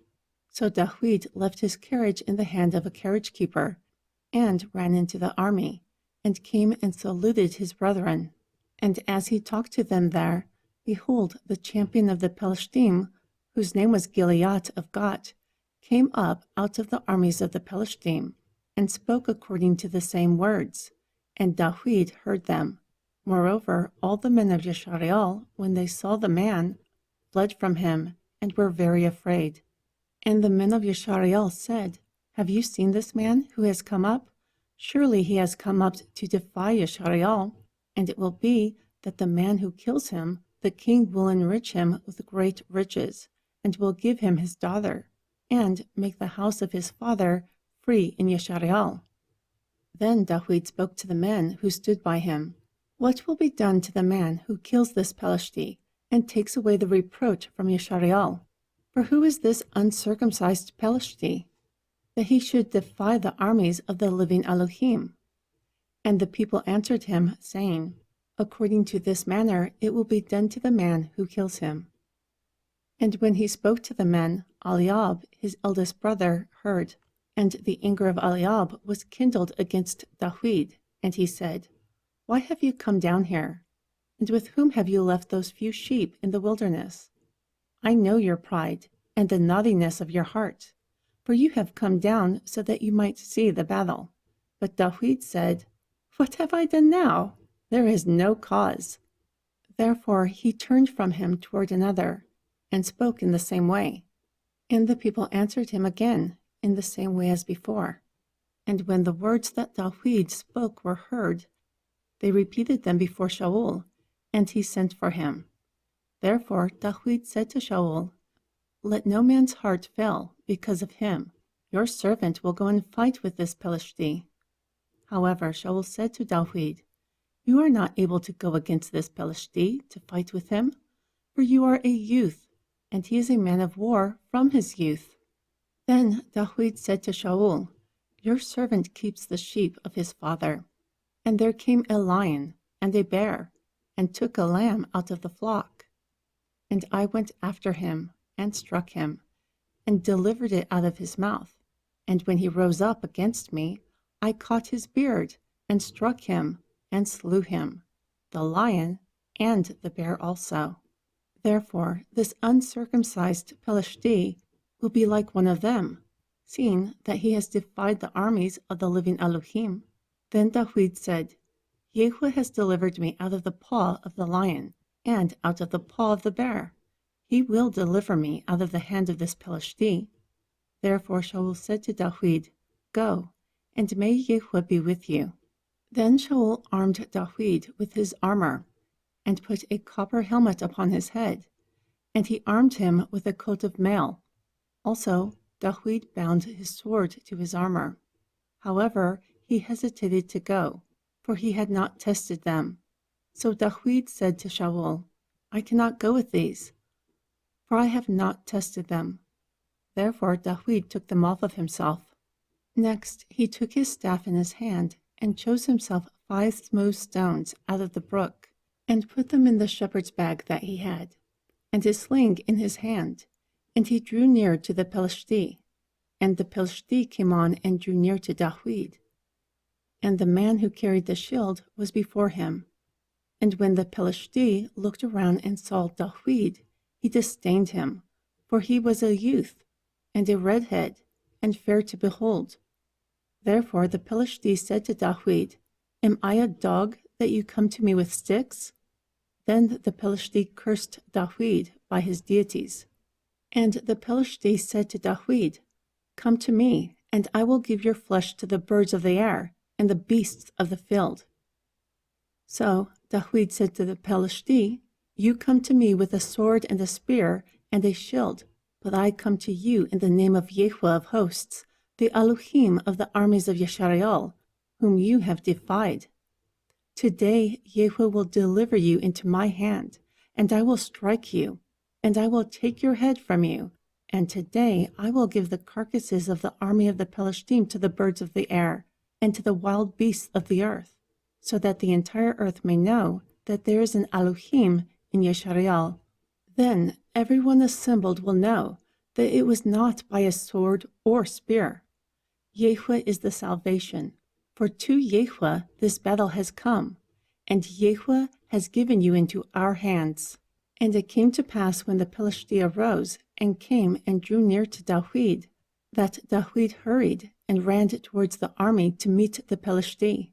Then David put his hand in his bag, and took a stone from there, and slung it, and struck the Philistine in his forehead. Thus the stone sank into his forehead, and he fell upon his face to the earth. So David prevailed over the Philistine with a sling and with a stone, and struck the Philistine and slew him.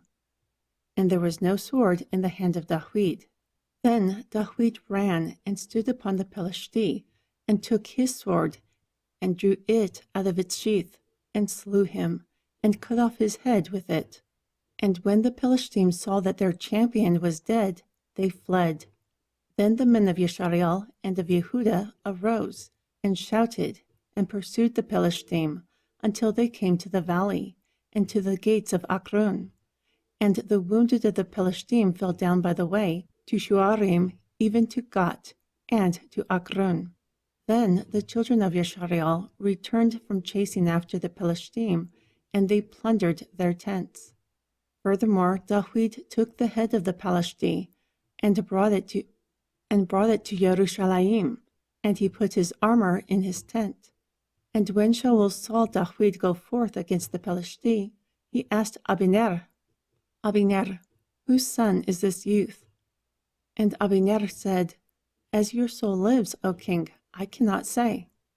So the king said, Inquire whose son this young youth is. Then, as David returned from the slaughter of the Philistine, Abner took him and brought him to Shaul, with the head of the Philistine in his hand. And Shaul said to him, Whose son are you, young man? Therefore David answered, I am the son of your servant Yesse, of Beit Lechem. Chapter 18.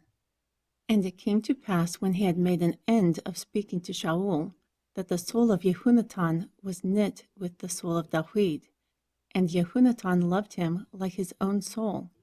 Moreover, that day Shaul took him, and would not allow him to go home to his father's house any more. Then Jehonatan and David made a covenant, because he loved him like his own soul. Furthermore, Jehonatan stripped himself of the robe that was upon him, and gave it to David, and his garments, even to his sword, and to his bow, and to his bundle. And David went wherever Shaul sent him, behaving himself wisely.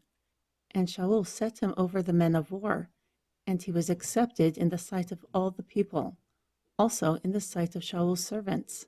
And it happened, when David returned from the slaughter of the Philistine, that the women came out of all the cities of Yisrael, singing and dancing, to greet King Shaul with tabrets, with joy, and with instruments of music. And the women answered one another as they played, and said, Shaul has killed thousands, and David tens of thousands. Therefore Shaul was very wroth, and the song displeased him. And he said, They have accredited tens of thousands to David, but to me they have accredited thousands. What more can he have except the kingdom? And from that day and forward Shaul eyed David. And it came to pass on the next day, that the evil spirit from Elohim came upon Shaul, and he prophesied in the midst of the house, and David played with his hand, like at other times. However, there was a javelin in Shaul's hand, and Shaul cast the javelin, for he said, I will strike David to the wall with this. But David turned from before it twice. Therefore Shaul feared the presence of David, because Yahweh was with him, and had departed from Shaul.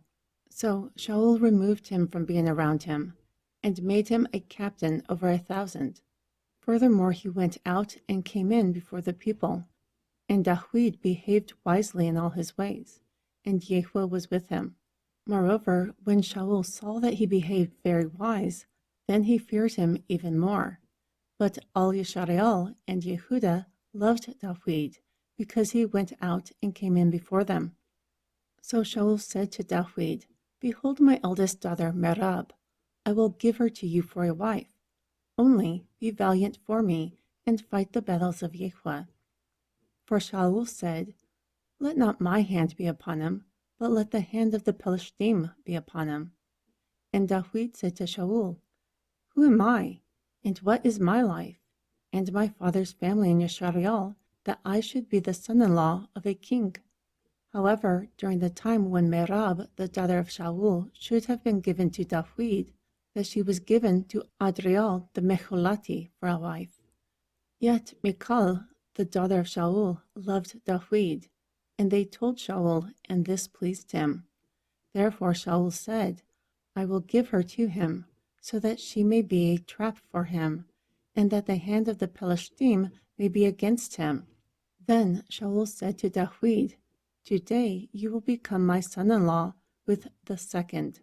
And Shaul commanded his servants, Commune with David secretly, and say, Behold, the king has delight in you, and all his servants love you. Now therefore be the king's son-in-law. And Shaul's servants spoke those words in the ears of David. But David said, Does it seem to you a simple thing to be the king's son-in-law, seeing that I am a poor and simple man? And the servants of Shaul told him, saying, This is what David spoke. Therefore Shaul said, This you will say to David, The king does not desire a dowry, rather 100 foreskins from the Pelishtim, to be avenged of the king's enemies. And Shaul thought to make David fall by the hand of the Pelishtim. But when the servants told David these words, it pleased David well to be the king's son-in-law, and the days were not wasted. Therefore David arose and went, he and his men, and they slew 200 men from the Pelishtim. Then David brought their foreskins, and they gave them in full to the king, so that he might become the king's son-in-law. And Shaul gave him Michal, his daughter, for a wife. Moreover, Shaul saw and knew that Yahweh was with David, and Michal, the daughter of Shaul, loved him. However, Shaul became even more afraid of David, and Shaul was an enemy of David continually. Then the captains of the Pelishtim went forth, and it came to pass after they went forth that David behaved himself more wisely than all the servants of Shaul, and his name was greatly respected. Chapter 19. And Shaul spoke to Jehonatan his son, and to his servants, that they should kill David. But Jehonatan, the son of Shaul, delighted in David greatly. So Jehonatan told David, saying, Shaul, my father, seeks to kill you. Now therefore, I pray you, take heed to yourself until the morning, and abide in secret, and hide yourself. And I will go out and stand beside my father in the field where you are, and I will commune with my father, and what I see, that I will tell you.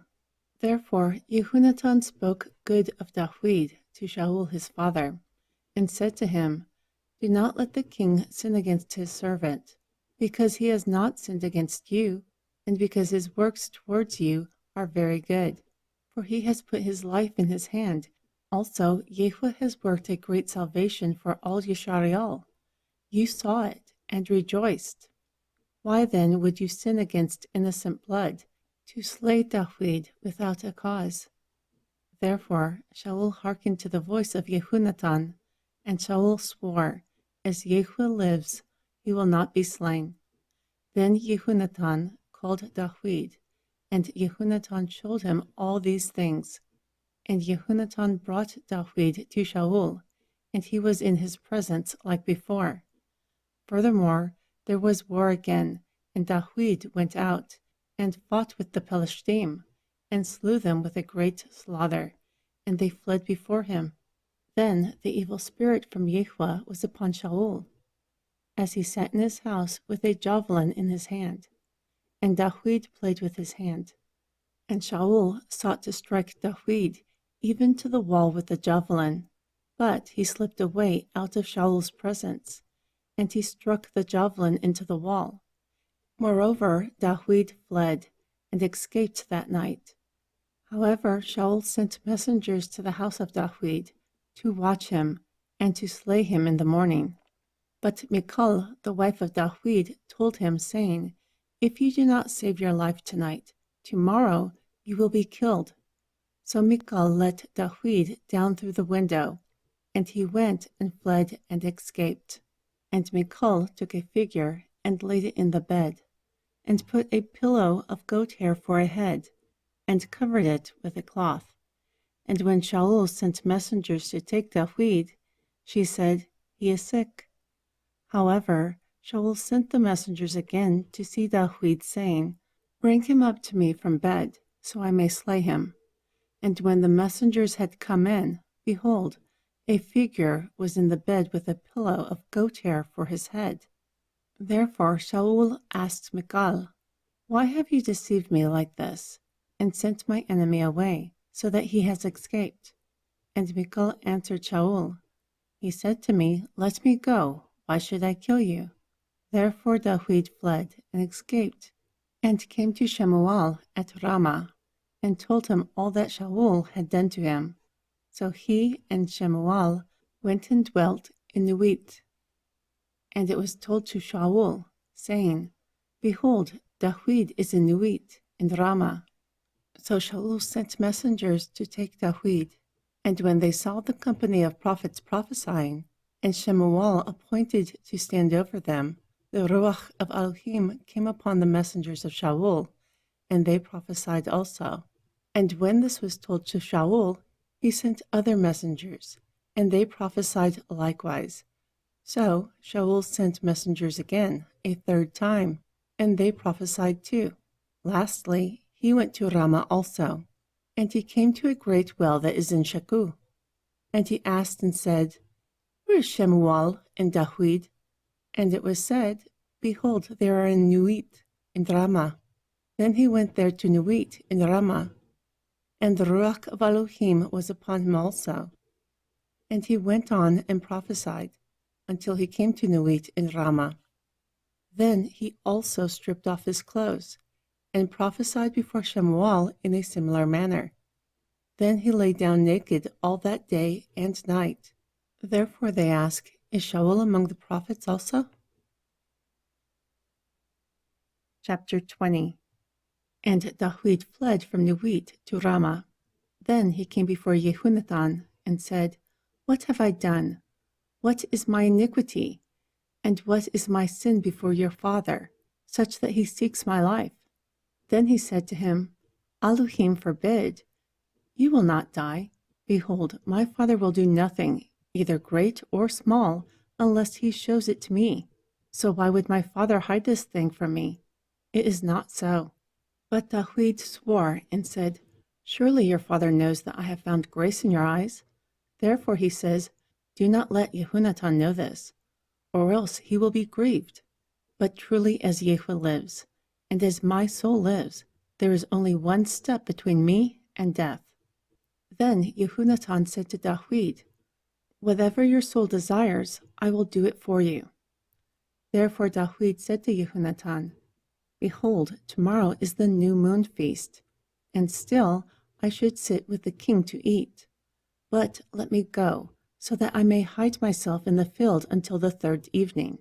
If your father misses me at all, then say, David requested from me that he might run to his city, Bethlehem, for the annual sacrifice there with his entire family. If he says this, it is well, your servant will have peace. But if he is very angry, then be sure that evil was determined by him. Therefore deal kindly with your servant, for you have brought your servant into a covenant of Yahweh with you. Nevertheless, if there is iniquity in me, slay me yourself, for why should you bring me to your father?" However, Jehunathan said, "Be it far from you, for if I truly knew that my father has determined evil upon you, then would I not tell you?" Therefore David said to Jehunathan, "How will you tell me? Or what if your father answers you roughly?" Then Jehunathan said to David, "Come and let us go out into the field." So they both went out into the field. And Jehunathan said to David, I swear by Yahweh Elohim of Yeshariel, once I have questioned my father on the third day, seeing there is goodness towards Dawid, will I not send for you then, and uncover your ears? May Yahweh do so, and much more to Yehunatan. But if it pleases my father to do evil, then I will show it to you, and send you away, so that you may go in peace. And may Yahweh be with you, like he has been with your father. Also, you will not only show the kindness of Yahweh to me while I'm still alive, so that I do not die, but you will not cut off your kindness from my house forever, nor when Yahweh has cut off all the enemies of Dawid, each man from the face of the earth. Therefore Yehunatan was sided with the house of Dawid. Let Yahweh even require it from the hand of the enemies of Dawid. And Yehunatan caused Dawid to swear again, because he loved him, for he loved him as he loved his own soul. Then Yehunatan said to Dawid, Tomorrow is the new moon feast, and you will be missed, because your seat will be empty. But when you have stayed 3 days, then go down and quickly come to the place where you hid yourself when your trouble began, and wait by the stone Elez. Then I will shoot 3 arrows on the side, as if I am shooting at a target. And behold, I will send a lad. Go find the arrows. If I say to the lad, Behold, the arrows are on this side of you, get them. Then you can come, for peace is unto you, and not harm, as Yahweh lives. But if I say to the young man, Behold, the arrows are beyond you, go your way, for Yahweh has sent you away. And this matter of which you and I have spoken, behold, Yahweh is between you and me forever. So Dawid hid himself in the field, and when the new moon had come, the king sat down to eat. Moreover, the king sat upon his seat beside the wall, like during other times.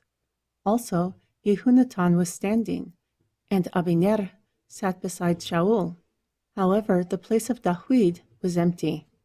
But Shaul did not say anything that day, for he thought, Something has befallen him. He is not clean. Surely he is not clean. And it came to pass on the next day, the 2nd of the month, that the place of Dawid was empty. Therefore Shaul asked Yehunatan his son, Why does the son of Yesse not come to eat? Not yesterday, nor today. So Yehunatan answered Shaul, Dawid earnestly requested leave from me to go to Beit Lechem. And he said, Let me go, I pray you, for our family has a sacrifice in the city, and my brother has commanded me to be there. And now, if I have found favor in your eyes, let me get away, I pray you, and see my brethren. Therefore he has not come to the king's table. Then the anger of Shaul was kindled against Yehunatan, and he said to him, You are the son of a perverse, rebellious woman. Do I not know that you have chosen the son of Yesse to your own shame, and the shame of your exposed mother? For as long as the son of Yesse lives upon the Adamah, you will not be established, nor your kingdom. Therefore now send and fetch him for me, for he will surely die. But Yehunatan answered Shaul his father, and said to him, Why should he be killed? What has he done? Therefore Shaul cast a javelin at him to strike him. Then Yehunatan knew that it was determined by his father to slay Dawid. So Yehunatan arose from the table in fierce anger, and did not eat any food on the 2nd day of the month, because he grieved for Dawid, for his father had done him shame. And it came to pass in the morning that Yehunatan went out into the field at the appointed time with Dawid, and a little lad was with him. And he said to the lad, Now run, find the arrows that I shoot. And as the lad ran, he shot an arrow beyond him. And when the lad had come to the place of the arrow, which Yehunatan had shot, Yehunatan cried after the lad and said, Is the arrow not beyond you? Then Yehunatan cried after the lad, Make speed, hurry, do not delay. So the lad of Yehunatan gathered up the arrows and came to his master. But the lad did not know anything, only Jehunatan and Dawid understood the matter. Then Jehunatan gave his artillery to the lad, and said to him, "Go, carry them to the city." And as soon as the lad had gone, Dawid arose out of a place toward the south, and fell on his face to the ground, and bowed himself 3 times.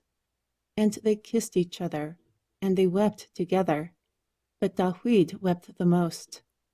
Then Jehunatan told Dawid, "Go in peace, for both of us have sworn in the name of Yahweh, saying, Yahweh is between you and I, and between my seed and your seed forever." Therefore he arose and departed, and Jehunatan went into the city. Chapter 21. Then Dawid came to Nob, unto Ahimelech the priest. And Ahimelech was nervous at the meeting of Dawid, and asked him, "Why are you alone, and no man is with you?" Therefore Dawid said to Ahimelech the priest, "The king has commanded me to do a mission, and has said to me, Let no man know anything about the mission that I send you to do, or what I have commanded you. Also I have appointed my servants to such and such place. Now therefore, what is in your hand? Give me 5 loaves of bread in my hand, or whatever you have to give." Then the priest answered Dawid and said, "There is no common bread in my hand. But if the men have kept themselves from women, there is Kadesh bread." Moreover, Dawid responded to the priest and said to him, "Of a truth, women have been kept from us about 3 days, since I came out.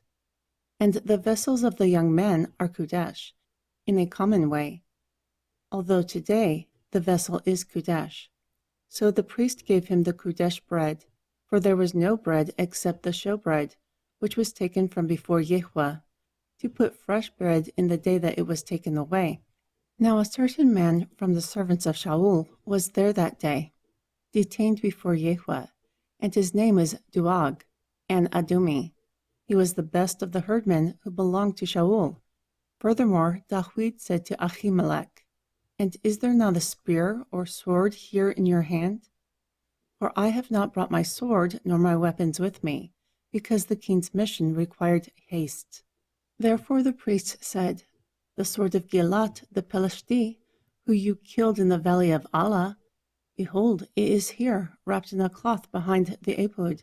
If you will take that, take it, because there is no other except it here." Therefore Dawid said, "There is no other like it. Give it to me." Then Dawid arose, and he fled that day for fear of Shaul, and he went to Achish, the king of Gath. Moreover, the servants of Achish said of him, "Is this not Dawid, the king from the land? Did they not sing one to another of him in dances, saying, Shaul has killed thousands, and Dawid tens of thousands?" Therefore Dawid laid these words up in his heart, and was very afraid of Achish, the king of Gath. And he changed his behavior before them, and behaved like a madman in their hands, and scratched at the doors of the gate, and allowed spit to fall down upon his beard. Then Achish said to his servants, "Look, do you see the man is insane? Why have you brought him to me? Do I have need of a madman, so that you have brought this lunatic to parade in my presence? Should this come into my house?" Chapter 22. And Dawid departed from there, and escaped to the cave of Adullam. Moreover, when his brethren and the entire house of his father heard of it, they went down there to him. Furthermore, everyone who was distressed, and everyone who was deceived, and everyone who was discontent gathered themselves to him, and he became a captain over them, and there were about 400 men with him.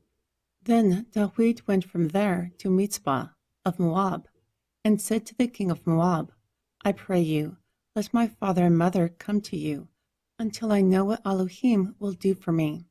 And he brought them before the king of Moab, and they dwelt with him the entire time that Dawid was in the hold. And the prophet of God said to Dawid, "Do not live in a trap.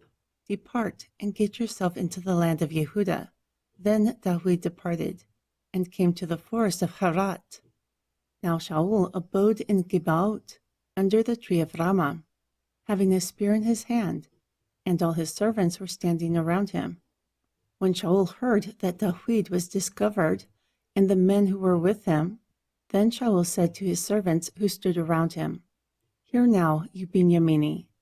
Will the son of Yesse give each of you fields and vineyards, making you all captains of thousands and captains of hundreds?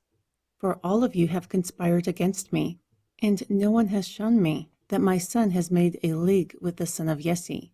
And none of you are sorry for me, or shows to me that my son has stirred up my servant against me, to lie in wait, like this day." Then Doeg the Edomi, who was set over the servants of Shaul, responded and said, "I saw the son of Yesse come to Nob, to Ahimelech, the son of Ahithub, and he inquired of Yahweh for him, and gave him victuals, and gave him the sword of Goliath the Pelishti. Therefore the king sent to call Ahimelech the priest, the son of Ahithub, and the entire house of his father, the priests who were in Nub, and they all came to the king. And Shaul said, "Hear now, you son of Ahithub." And he answered, "Here I am, my lord." Then Shaul asked him, "Why have you conspired against me, you and the son of Yesse, in that you have given him bread and a sword, and have inquired of Elohim for him, so that he will rise against me to lie in wait like this day?" Then Ahimelech answered the king and said, "And who is as faithful among all your servants as Dawid, who is the king's son-in-law, and goes at your bidding, and is honorable in your house? Did I begin to inquire of Elohim for him? Be it far from me. Let not the king impute anything to his servant, nor to the entire house of my father, for your servant knows nothing of all this, less or more." However, the king said, "Surely you will die, Ahimelech, you and the entire house of your father." Then the king said to the footmen who stood around him, "Turn and slay the priests of Yahweh, because their hand is with Dawid also, and because they knew when he fled, and did not reveal it to me. But the servants of the king would not put forth their hand to fall upon the priests of Yahweh. Therefore the king said to Doeg, 'Turn and fall upon the priests.' So Doeg the Edomi turned and fell upon the priests. And on that day he killed 85 people who wore a linen ephod.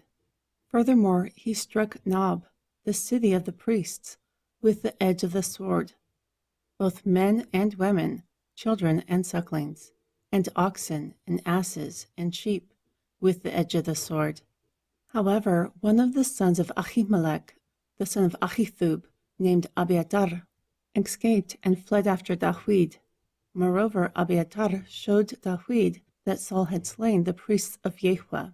Therefore Dawid said to Abiathar, "I knew it that day when Doeg the Edomi was there, that he would surely tell Shaul. I have caused this to all the people of the house of your father. Do not be afraid, abide with me, for he who seeks my life seeks your life. But with me you are protected." Chapter 23. Then they told Dawid, saying, "Behold, the Philistine fought against Keilah, and they robbed the threshing floors." Therefore Dawid inquired of Yahweh, saying, "Should I go and attack the Philistine?" And Yahweh said to Dawid, "Go and attack the Philistine, and save Keilah." However, the men of Dawid said to him, "Behold, we are afraid here in the Yehudah. How much more if we go to Keilah against the armies of the Philistine?" Therefore Dawid inquired of Yahweh again. And Yahweh answered him and said, "Arise, go down to Keilah, for I will deliver the Philistine into your hand." So Dawid and his men went to Keilah, and fought with the Philistine, and brought away their livestock, and struck them with a great slaughter. Thus Dawid saved the inhabitants of Keilah. And because Abiathar, the son of Ahimelech, fled to Dawid, he had access to an ephod when he went to Keilah. And it was told to Shaul that Dawid had gone to Keilah. And Shaul said, "Elohim has exposed him. He is in my hand. For by entering into the town that has gates and bars, he is shut in. Then Shaul called all the people together for war, to go down to Keilah, to besiege David and his men. However, David knew that Shaul secretly practiced mischief against him. Therefore he said to Abiathar, the priest, "Bring the ephod here." Then David said, "O Yahweh Elohim of Yeshariel, truly your servant has heard that Shaul intends to come to Keilah, to destroy the city for my sake. Will the men of Keilah deliver me into his hand? Will Shaul come down, as your servant has heard? O Yahweh Elohim of Yeshariel, I beseech you, tell your servant." Therefore Yahweh said, "He will come down. Will the men of Keilah deliver me and my men into the hand of Shaul?" And Yahweh answered, "They will deliver you up." Then David and his men, who were about 600, rose up and departed out of Keilah, and they went wherever they could go. And it was told to Shaul that David had escaped from Keilah, so he refrained from going. Furthermore, David abode in the wilderness in strongholds, and remained in a mountain in the wilderness of Ziph. And Shaul sought him every day, but Elohim did not deliver him into his hand. And David saw that Shaul had come to seek his life, and David was in the wilderness of Ziph in the woods. Also Jehonatan the son of Shaul arose, and went to David into the woods, and strengthened his hand in Elohim. And he said to him, "Do not fear, for the hand of Shaul my father will not find you. And you will become king over Yeshariel, and I will be next to you. Also, Shaul my father knows this." And they both made a covenant before Yahweh. Then David stayed in the woods, but Jehonatan went to his house. Then the Zippim came to Shaul at Gibeot, saying, "Does David not hide himself with us in the strongholds in the woods, in the hill of Hakilah, which is on the south of Yeshimun?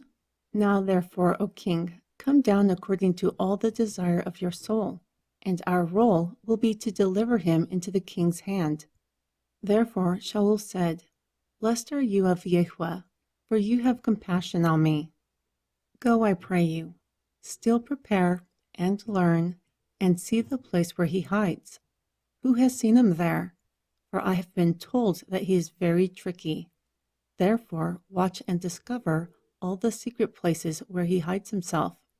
Then return to me with certainty, and I will go with you. And it will come to pass, if he is in the land, that I will search him out throughout all the thousands of Yehudah." So they arose from before Shaul and went to Ziph. However, David and his men were in the wilderness of Maon, in the plain on the south of Yeshimun. Furthermore, Shaul and his men went to seek, and it was told to David. Therefore he went down into a rock and abode in the wilderness of Maon. And when Shaul heard that, he pursued after David in the wilderness of Maon. Moreover, Shaul was on this side of the mountain, and David was on that side of the mountain. So David made haste to get away for fear of Shaul, because Shaul and his men encompassed David, and his men were all around to take them. But a messenger came to Shaul, saying, "Hurry and come, for the Philistines have invaded the land." This is the reason why Shaul returned from pursuing after David, and went against the Philistines. Therefore they call that place the Rock of Escape. Then David went up from there, and dwelt in strongholds at Ein Gedi. Chapter 24. And it came to pass, when Shaul returned from following the Philistines, that it was told to him, saying, "Behold, David is in the wilderness of Ein Gedi." Then Shaul took 3,000 chosen men out of Yeshariel, and went to seek David and his men up in the rocks of the wild goats. And he came to the sheep cots along the way, where there was a cave. So Shaul went in to cover his feet. Moreover, David and his men remained in the sides within the cave.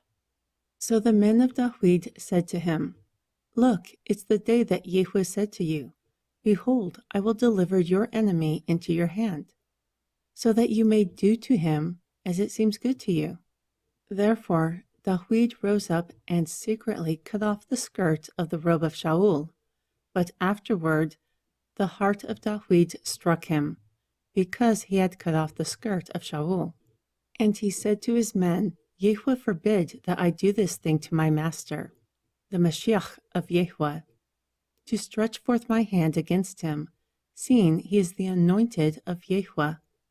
So David withheld his servants with these words, and did not allow them to raise up against Shaul. Then Shaul rose up out of the cave and went on his way. Also David rose up and followed. Then he went out of the cave and cried after Shaul, saying, My lord, the king. And when Shaul looked behind him, David stooped with his face to the earth and bowed himself. Then David asked Shaul, Why do you listen to the words of Adam, saying, Behold, David seeks you harm? Behold, today your eyes can see that Yahweh has delivered you into my hand in the cave. And some told me to kill you, but I spared you. And I said, I will not put my hand against my Lord, for he is the Mashiach of Yahweh. Also my father sees. Now behold the skirt of your robe in my hand. For I cut off the skirt of your robe in here, but I did not kill you. Know and understand that there was never evil nor transgression in my hand, and I have not sinned against you. Yet you hunt my life to take it. May Yahweh judge between you and I, and Yahweh avenge me of you. But my hand will not be upon you, like it says in the ancient proverb, wickedness proceeds from the wicked. However, my hand will not be upon you, of whom the king of Yisrael came out, of whom you pursued, a dead dog chasing a flea. Therefore Yahweh is the judge, and he will judge between you and I. And he sees, and he pleads my case, and he has delivered me out of your hand. And it came to pass when David was finished speaking these words to Shaul, that Shaul said, Is this your voice, David, my son? Therefore Shaul lifted up his voice and wept. And he said to David, You are more righteous than I, for you have rewarded me good, whereas I have rewarded you evil. And today you have shown how you have dealt well with me. When Yahweh had delivered me into your hand, you did not kill me. For if a man finds his enemy, does he let him go away unharmed? Therefore may Yahweh reward you for the goodness that you have done for me today. Now behold, surely I know that you will become king, and that the kingdom of Yisrael will be established in your hand. Therefore swear to me now before Yahweh that you will not cut off my seed after me, and that you will not destroy my name out of my father's house. Therefore David swore to Shaul, and Shaul went home, but David and his men went up to the hold. Chapter 25. And Shemuel died, and all Yisrael were gathered together, and lamented him, and buried him in his house at Ramah. And David arose, and went down to the wilderness of Paran. And there was a man in Maon, whose possessions were in Carmel, and the man was very great. And he had 3,000 sheep and 1,000 goats, and he was shearing his sheep in Carmel. Now the name of the man was Nabal, and the name of his wife was Abigail, and she was a woman with good understanding, and with a beautiful shape. But the man was harsh and wicked in his doings, and he was from the house of Caleb. And David heard in the wilderness that Nabal was shearing his sheep. So David sent 10 young men, and David said to the young men, Go up to Carmel, and go to Nabal, and greet him in my name. And you will say this to the living, Shalom, and peace be to your house, and peace be to all that you have. I have heard that you have shearers. Now your shepherds who were with me, we did not hurt them, nor was there any missing of them. the whole time we were in Carmel. Ask your young men, and they will show you. Therefore let the young men find favor in your eyes, for we come in a good day. Whatever comes to your hand, give of it to your servants, and to your son Dawid. And when the young men of Dawid came, they spoke to Nabal according to all those words in the name of Dawid, and stopped. And Nabal answered the servants of Dawid, and said, Who is Dawid? And who is the son of Yesse? There are many servants now these days, each man breaking away from his master. So should I take my bread, and my water, and my flesh, which I have killed for my shearers, and give it to men whom I do not know where they came from? Therefore the young men of Dawid turned their way, and went again, and came and told him all these words. So Dawid said to his men, Every man bind your sword. Therefore each man bound his sword. Also Dawid bound his sword. And about 400 men went up following Dawid, but 200 stayed by the equipment. Furthermore, one of the young men told Abigail, Nabal's wife, saying, Behold, Dawid sent messengers out of the wilderness to salute our master, and he scolded them. But the men were very good to us, and we were not hurt, nor missed anything as long as we were conversant with them. When we were in the fields, they were a wall for us, both day and night, the whole time that we kept the sheep with them. Now therefore know and consider what you should do, for evil is determined against our master, and against his household, for he is a son of worthlessness, because a man cannot speak to him. Therefore Abigail made haste, and took 200 loaves, and 2 bottles of wine, and 5 sheep ready prepared, and 5 measures of parched grain, and 100 clusters of raisins, and 200 cakes of figs, and laid them upon asses. Then she said to her servants, Go on before me. Behold, I will follow after you. However, she did not tell her husband Nabal. Furthermore, as she rode on the ass, she came down hidden by the hills. Behold, Dawid and his men came down towards her, and she met them. Now Dawid said, Surely in vain I have kept all that this fellow has in the wilderness, such that nothing was missed of all that belongs to him, and he has repaid me evil for good. Now the same Elohim will do to all the enemies of Dawid, and more so, if I leave anything of all belonging to him by the morning light, among those who piss on the wall.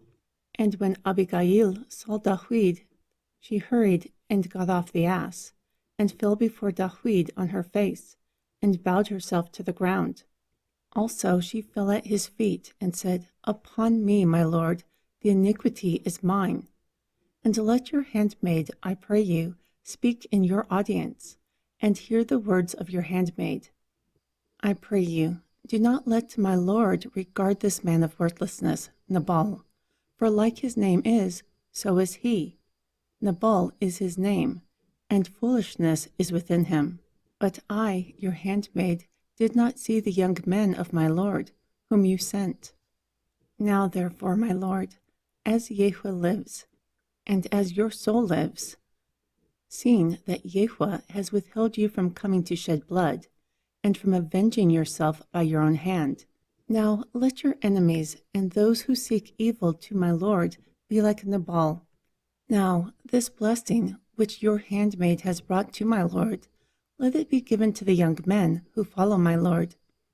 I pray you, forgive the trespass of your handmaid, for surely Yahweh will make my lord a sure house, because my lord fights the battles of Yahweh, and evil has not been found in you all your days. Even though Adam rose up to pursue you, and to seek your soul, but the soul of my lord will be bound in the bundle of life with Yahweh, your Elohim, and the souls of your enemies, them he will sling out of the middle of the sling. And it will come to pass when Yahweh has done for my lord according to all the good that he has spoken concerning you, and has appointed you a ruler over Yisrael, that this will not be a grief for you, nor an offense for the heart of my Lord, either that you have shed blood for no reason, or that my Lord has avenged himself. Also, when Yahweh has dealt well with my Lord, then remember your handmaid. Therefore David said to Abigail, Endowed is Yahweh Elohim of Yisrael, who sent you to me today, and endowed is your advice, and endowed is you, who has kept me from coming to shed blood and from avenging myself by my own hand today.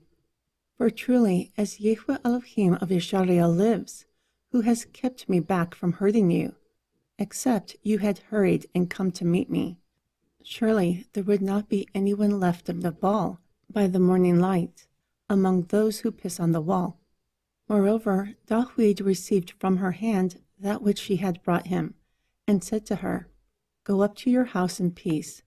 Behold, I have hearkened to your voice, and have lifted your face. Then Abigail came to Nabal, and behold, he held a feast in his house, like the feast of a king, and the heart of Nabal was merry within him, for he was very drunk. Therefore she did not tell him anything, more or less, until the morning light. And it came to pass during the morning, when the wine was gone out of Nabal, and his wife had told him these things, that his heart died within him, and he became like a stone. Then it was about 10 days later that Yahweh struck Nabal, and he died. Furthermore, when David heard that Nabal was dead, he said, Endowed is Yahweh, who has pleaded the case of my reproach from the hand of Nabal, and has kept his servant from evil. For Yahweh has returned the wickedness of Nabal upon his own head. Then David sent and communed with Abigail to take her to himself for a wife. And when the servants of David came to Abigail at Carmel, they spoke to her, saying, David sent us to you, to take you to himself for a wife. And she arose and bowed her face to the earth. Then she said, Behold, your handmaid is a servant, to wash the feet of the servants of my Lord. And Abigail hasted and arose, and rode upon an ass, with 5 of her damsels who followed her. And she followed the messengers of David, and became his wife. Also David took Ahinoam of Azrael, and so both of them were his wives. Furthermore, Shaul had given Michal, his daughter, the wife of David, to Palthi, the son of Laish, who was of Galim. Chapter 26. And the Zippim came to Shaul at Gibeat, saying, Does David not hide himself in the hill of Hakilah before Yeshimon? Therefore Shaul arose and went down to the wilderness of Ziph, having 3,000 chosen men of Yisrael with him, to seek David in the wilderness of Ziph. And Shaul pitched in the hill of Hakilah, which is before Yeshimon by the way. Moreover, David abode in the wilderness, and he saw that Shaul came after him into the wilderness. Therefore David sent out spies, and knew that the approach of Shaul was true. And David saw the place where Shaul laid, also Abner the son of Ner, the captain of his army. Furthermore, Shaul laid in the trench, and the people pitched around him. Then David addressed Ahimelech the Hittite, and Abishai the son of Zeruiah, brother of Joab, saying, Who will go down with me to the camp of Shaul? And Abishai said, I will go down with you. Therefore David and Abishai came to the people by night, and behold, Shaul laid asleep within the trench, and his spear was stuck in the ground by his head. Also Abner and the people laid around him. Then Abishai said to David, Today Elohim has delivered your enemy into your hand. Now I pray you, let me strike him with the spear to the earth once, but I will not do it to him a second time. However, David said to Abishai, Do not destroy him, for who can stretch forth his hand against the Mashiach of Yahweh and be guiltless? Therefore David said, As Yahweh lives, Yahweh will strike him. or his day to die will come, or he will go down into battle and perish. Yahweh forbid that I should stretch forth my hand against the anointed of Yahweh. Now, I pray you, let's take the spear that is by his head, and the jug of water. Then let's go. So Dawid took the spear and the jug of water by the head of Shaul. Although they went to them, still no man saw it, nor knew it, nor awakened, for they were all asleep, because a deep sleep from Yahweh had fallen upon them. Then Dawid went to the other side and stood far away, on top of a hill with a great distance between them. Then Dawid cried to the people, and to Abiner, the son of Ner, saying, Why don't you answer? Therefore Abiner answered and said, Who are you that cries to the king? So Dawid said to Abiner, Aren't you a man? And who is compared to you in Yeshareal? Why then have you not protected your lord, the king? For one of the people came in there to destroy the king, your lord. This thing is not good that you have done. As Yahweh lives, you are worthy of death, for you have not protected your master, the Mashiach of Yahweh. And now look for the king's spear and the jug of water that was by his head. Then Shaul recognized the voice of Dawid and asked, Is this the voice of Dawid, my son? Therefore Dawid answered, It is my voice, my lord, O king. Then he asked, Why does my lord pursue after his servant? For what have I done? Or what evil is in my hand? Now I pray you, let my lord the king hear the words of his servant. If Yahweh has stirred you up against me, let him accept an offering. But if it is the children of Adam, they are cursed before Yahweh, for they have driven me out today from abiding in the inheritance of Yahweh, saying, Go serve other deities. Now therefore do not let my blood fall on the earth before the face of Yahweh, just because the king of Yeshareal has come looking for a flea, like when someone hunts one partridge in the mountains.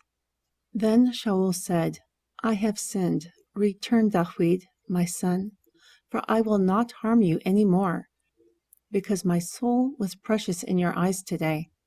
Behold, I have played the fool, and have erred exceedingly.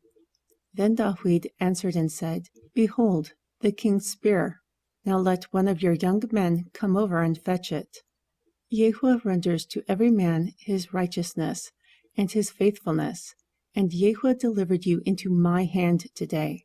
But I would not stretch forth my hand against the anointed of Yahweh. And behold, like your life has great value in my eyes today, so too my life has great value in the eyes of Yahweh. And may he deliver me out of all tribulation.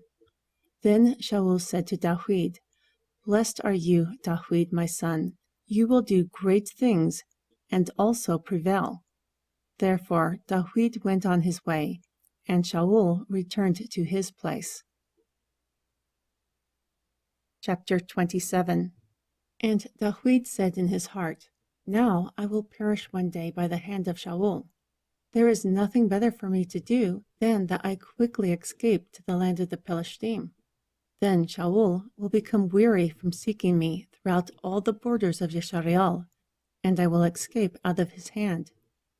Therefore Dawid rose up, and he passed over with the 600 men who were with him to Achish, the son of Mauk, king of Gat.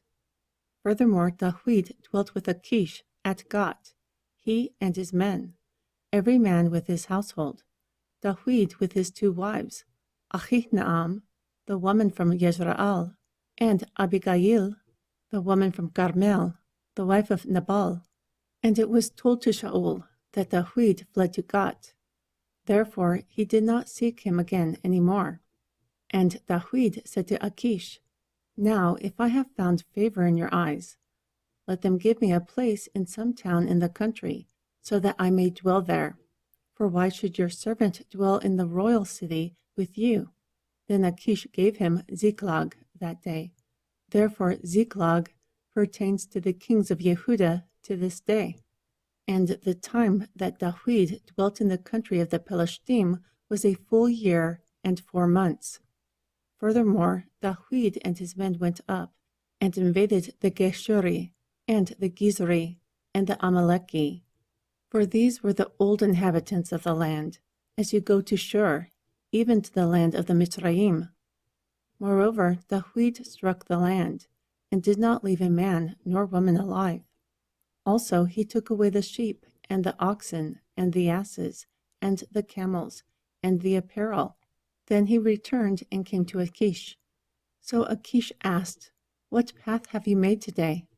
Against the south of Yehuda, and against the south of Yerach-Meali, and against the south of the Kini." However, Dawid did not save a man nor woman alive to bring to Gat the entire time he dwelt in the country of the Pelishtim, saying, "Lest they tell on us, saying, Dawid did this, and this is his manner." Furthermore, Achish believed Dawid, saying, "He has made his people Yeshareal to completely despise him. Therefore he will be my servant forever." Chapter 28. And it came to pass during those days that the Pelishtim gathered their armies together for war, to fight Yeshareal. And Achish said to Dawid, "Surely you know that you and your men will go out with me to battle." And Dawid said to Achish, "Surely you know what your servant can do." Then Achish said to Dawid, "Therefore I will make you the head of my guards forever." Now Shemuel was dead, and all Yeshareal mourned for him, and buried him in Ramah, in his own city. Also Shaul removed those who had familiar spirits and wizards from the land. Furthermore, the Pelishtim gathered themselves together. Then they came and pitched in Shumain. And Shaul gathered all Yeshareal together, and they pitched at Gilbaah. And when Shaul saw the encampment of the Pelishtim, he was afraid, and his heart trembled greatly. And when Shaul inquired of Yehuah, Yehuah did not answer him, not by dreams, not by Aurim, not by prophets. Then Shaul said to his servants, "Find a woman, a mistress, medium, so that I may go to her and inquire of her." And his servants said to him, "Behold, there is a woman, a mistress, medium, at Ein Dar." Therefore Shaul disguised himself and put on other clothes. Then he went. Also 2 men went with him, and they came to the woman by night, and said, "I pray you, enchant unto me by a familiar spirit, and bring up whom I will name to you." However, she said to him, "Behold, you know what Shaul has done, how he has removed those who have familiar spirits and wizards from the land. Why then have you laid a trap for my life, to cause me to die?" Therefore Shaul swore to her by Yehuah, saying, "As Yehuah lives, no punishment will happen to you for this thing." Then the woman asked, "Who should I bring up for you?" And he answered, "Bring up Shemuel for me." And when the woman saw Shemuel, she cried with a loud voice. Then the woman spoke to Shaul, saying, "Why have you deceived me? For you are Shaul." Then the king said to her, "Do not be afraid because of what you saw." So the woman said to Shaul, "I saw deities ascending out of the earth." Then he asked her, "What form is he?" And she answered, "An old man comes up, and he is covered with a mantle." And Shaul understood that it was Shemuel, and he stooped with his face to the ground, and bowed before him. Then Shemuel said to Shaul, "Why have you disturbed me, to bring me up?" Therefore Shaul answered, "I am very distressed, for the Pelishtim have made war against me, and Elohim has departed from me, and does not answer me any more, not by prophets, not by dreams. So I have called you, so that you will tell me what I should do." Then Shemuel said, "Why then do you ask of me, seeing Yehuah has departed from you, and has become your enemy? And Yehuah has done for himself what he spoke by me. For Yehuah has torn the kingdom out of your hand, and given it to your neighbor, to Dawid, because you did not obey the voice of Yehuah, nor execute his fierce wrath upon Amalek, Therefore Yahweh has done this thing to you today. Also Yahweh will deliver Yeshareal with you into the hand of the Philistine, and tomorrow you and your sons will be with me. Also Yahweh will deliver the encampment of Yeshareal into the hand of the Philistine. Then Shaul immediately fell his full length upon the earth, and was very afraid, because of the words of Shemuel. And there was no strength in him, for he had not eaten any bread all that day and all that night. Moreover, the woman came to Shaul, and she saw that he was very troubled. Then she said to him, Behold, your handmaid has obeyed your voice, and I have put my life in your hand, and have hearkened to the words you spoke to me. Now I pray you, hearken to the voice of your handmaid also, and let me set a morsel of bread before you, and eat, so that you may have strength when you go on your way. But he refused, and said, I will not eat. However, his servants together with the woman compelled him. So he hearkened to their voice. Then he rose up from the earth, and sat upon the bed. And the woman had a fat calf in the house. Then she hurried and killed it. Also she took flour and kneaded it, and baked unleavened bread with it. Moreover, she brought it before Shaul and before his servants, and they ate. Then they rose up and went away that night. Chapter 29.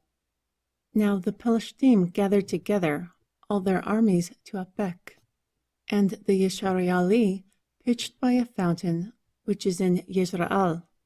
And the lords of the Philistine passed on by hundreds and by thousands, but Dawid and his men passed on in the rear with Achish. Then the captains of the Philistine said, Why are these Aibrim here? Therefore Achish said to the captains of the Philistine, Is this not Dawid, the servant of Shaul the king of Yeshareel, who has been with me these days and these years? Also I have found no fault in him since he came down to this day. However, the captains of the Philistine were angry with him. Therefore the captains of the Philistine said to him, Make this fellow return, so that he may go back to his place, which you have appointed him. But do not let him go down to the battle with us, lest during the battle he becomes an adversary to us. With what might he reconcile to his master, if not with the heads of these men? Is this not Dawid, of whom they sang one to another in dances, saying, Shaul killed thousands, and Dawid killed tens of thousands? Then Achish called Dawid and said to him, Surely as Yahweh lives, you have been upright. Also your departure and return with me in the army is good in my sight. For I have not found evil in you since the day of your coming to me unto this day. However, the lords do not favor you. Therefore, now return and go in peace, so that you do not displease the lords of the Philistine. However, Dawid said to Achish, But what have I done? And what have you found in your servant for as long as I have been with you to this day, so that I may not go fight against the enemies of my lord the king? Then Achish answered and said to Dawid, I know that you are good in my sight, like an angel of Elohim. Nevertheless, the captains of the Philistine have said, He will not go up with us to the battle. Therefore, rise up early in the morning with your master's servants, who have come with you. Then, as soon as you are up early in the morning and have light, depart. So Dawid and his men rose up early to depart in the morning, to return to the land of the Philistine. But the Philistine went up to Yezreel. Chapter 30. And it came to pass when Dawid and his men came to Ziklag on the third day, that the Amalek invaded the south and Ziklag. Also Ziklag was beaten and burned with fire. And they took the women who were in it captives. They did not kill any, neither great nor small, but carried them away. Then they went on their way. Furthermore, Dawid and his men came to the city, and behold, it was burned with fire. Also their wives and their sons and their daughters were taken captive. Then Dawid and the people who were with him lifted up their voice and wept until they had no more power to weep. Also the 2 wives of Dawid were taken captive, Nachihnaam, the woman from Yezreel, and Abigail, the woman from Carmel, the wife of Nabal. And Dawid was greatly distressed, for the people spoke of stoning him, because the soul of all the people was grieved, every man for his sons and daughters. But Dawid encouraged himself in Yahweh his Elohim. Moreover, Dawid said to Abiathar the priest, the son of Ahimelech, I pray you, bring the ephod here to me. Therefore Abiathar brought the ephod there to Dawid. Therefore Dawid inquired of Yahweh, saying, Should I pursue after this troop? Will I overtake them? And he answered them, Pursue, for you will surely overtake them, and you will deliver the plunder. So Dawid went, he and the 600 men who were with him, and came to the brook Beshur, where those who were left behind stayed. But Dawid pursued, he and 400 men, for 200 stayed behind, who were so faint that they could not go over the brook Beshur. Furthermore, they found a Mitzri in the field, and brought him to Dawid, and gave him bread, and he ate. Also they made him drink water, and they gave him a piece of cake of figs, and 2 clusters of raisins. And when he had eaten, his spirit came back to him again, for he had not eaten any bread, nor drank any water for 3 days and 3 nights. Then Dawid asked him, To whom do you belong, and where are you going? And he answered, I am a young man of Mitzrayim, servant to an Amaleki, and my master left me, because I fell sick 3 days ago. We made an invasion upon the south of the Gereti, and upon Yehuda, and upon the south of Geleb. Also we burned Ziklag with fire. Then Dawid asked him, Can you bring me down to this company? Therefore he answered, Swear to me by Elohim that you will not kill me, nor deliver me into the hands of my master, and I will bring you down to this company. And when he had brought them down, behold, they were scattered upon all the earth, eating and drinking and dancing, because of all the great plunder that they had taken out from the land of the Pelishtim, and out from the land of Yehuda. Then Dawid struck them from twilight until the evening of the next day, and no man from them escaped, except 400 young men, who rode upon camels and fled. Therefore Dawid recovered all that the Amalek had carried away. Also Dawid recovered his 2 wives.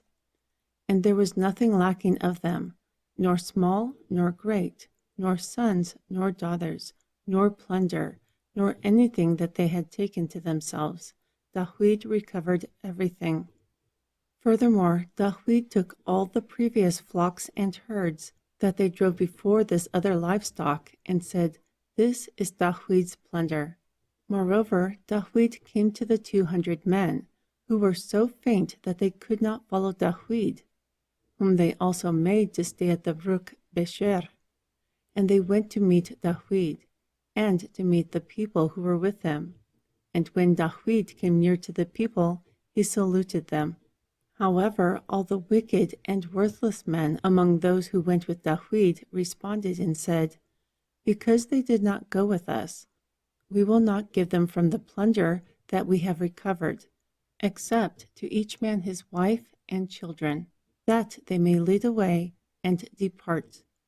But Dawid said, You will not do so, my brethren, with that which Yahweh has given us, who has preserved us and delivered the company that came against us into our hand. For who will hearken to you in this matter? But like the portion of those who go to battle, so too will be the portion of those who stay with the equipment. They will be divided equally. And it was so from that day forward. For he made it a statute and an ordinance in Yeshareal to this day.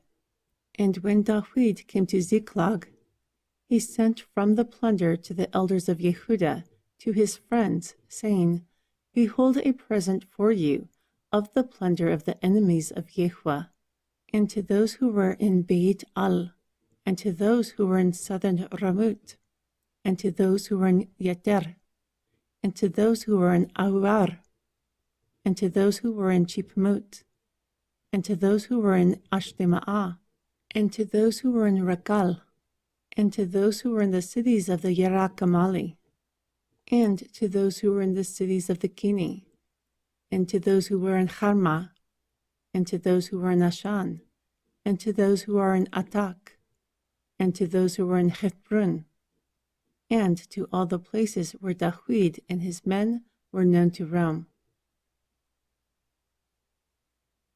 Chapter 31. Now the Pelishtim fought against Yeshareal, and the men of Yeshareal fled before the Pelishtim, and fell down slain in Mount Gilbeah. Furthermore, the Pelishtim followed hard upon Shaul and upon his sons, and the Pelishtim slew Jehunathan, and Animadab, and Melchishua, the sons of Shaul. And the battle was fierce against Shaul, and the archers hit him, and he was badly wounded by the archers. Then Shaul said to his armor-bearer, "Draw my sword and thrust it through me, or else these uncircumcised will come and thrust through me, and abuse me." But his armor-bearer would not, for he was very afraid. Therefore Shaul took a sword and fell upon it. And when the armor-bearer saw that Shaul was dead, he fell upon his sword likewise, and died with him. So Shaul, and his 3 sons, and his armor-bearer, and all his men died together that same day. And when the men of Yeshareal, who were on the other side of the valley, and who were on the other side of Yarden, saw that the men of Yeshareal fled, and that Shaul and his sons were dead, they forsook the cities and fled, and the Pelishtim came and dwelt in them.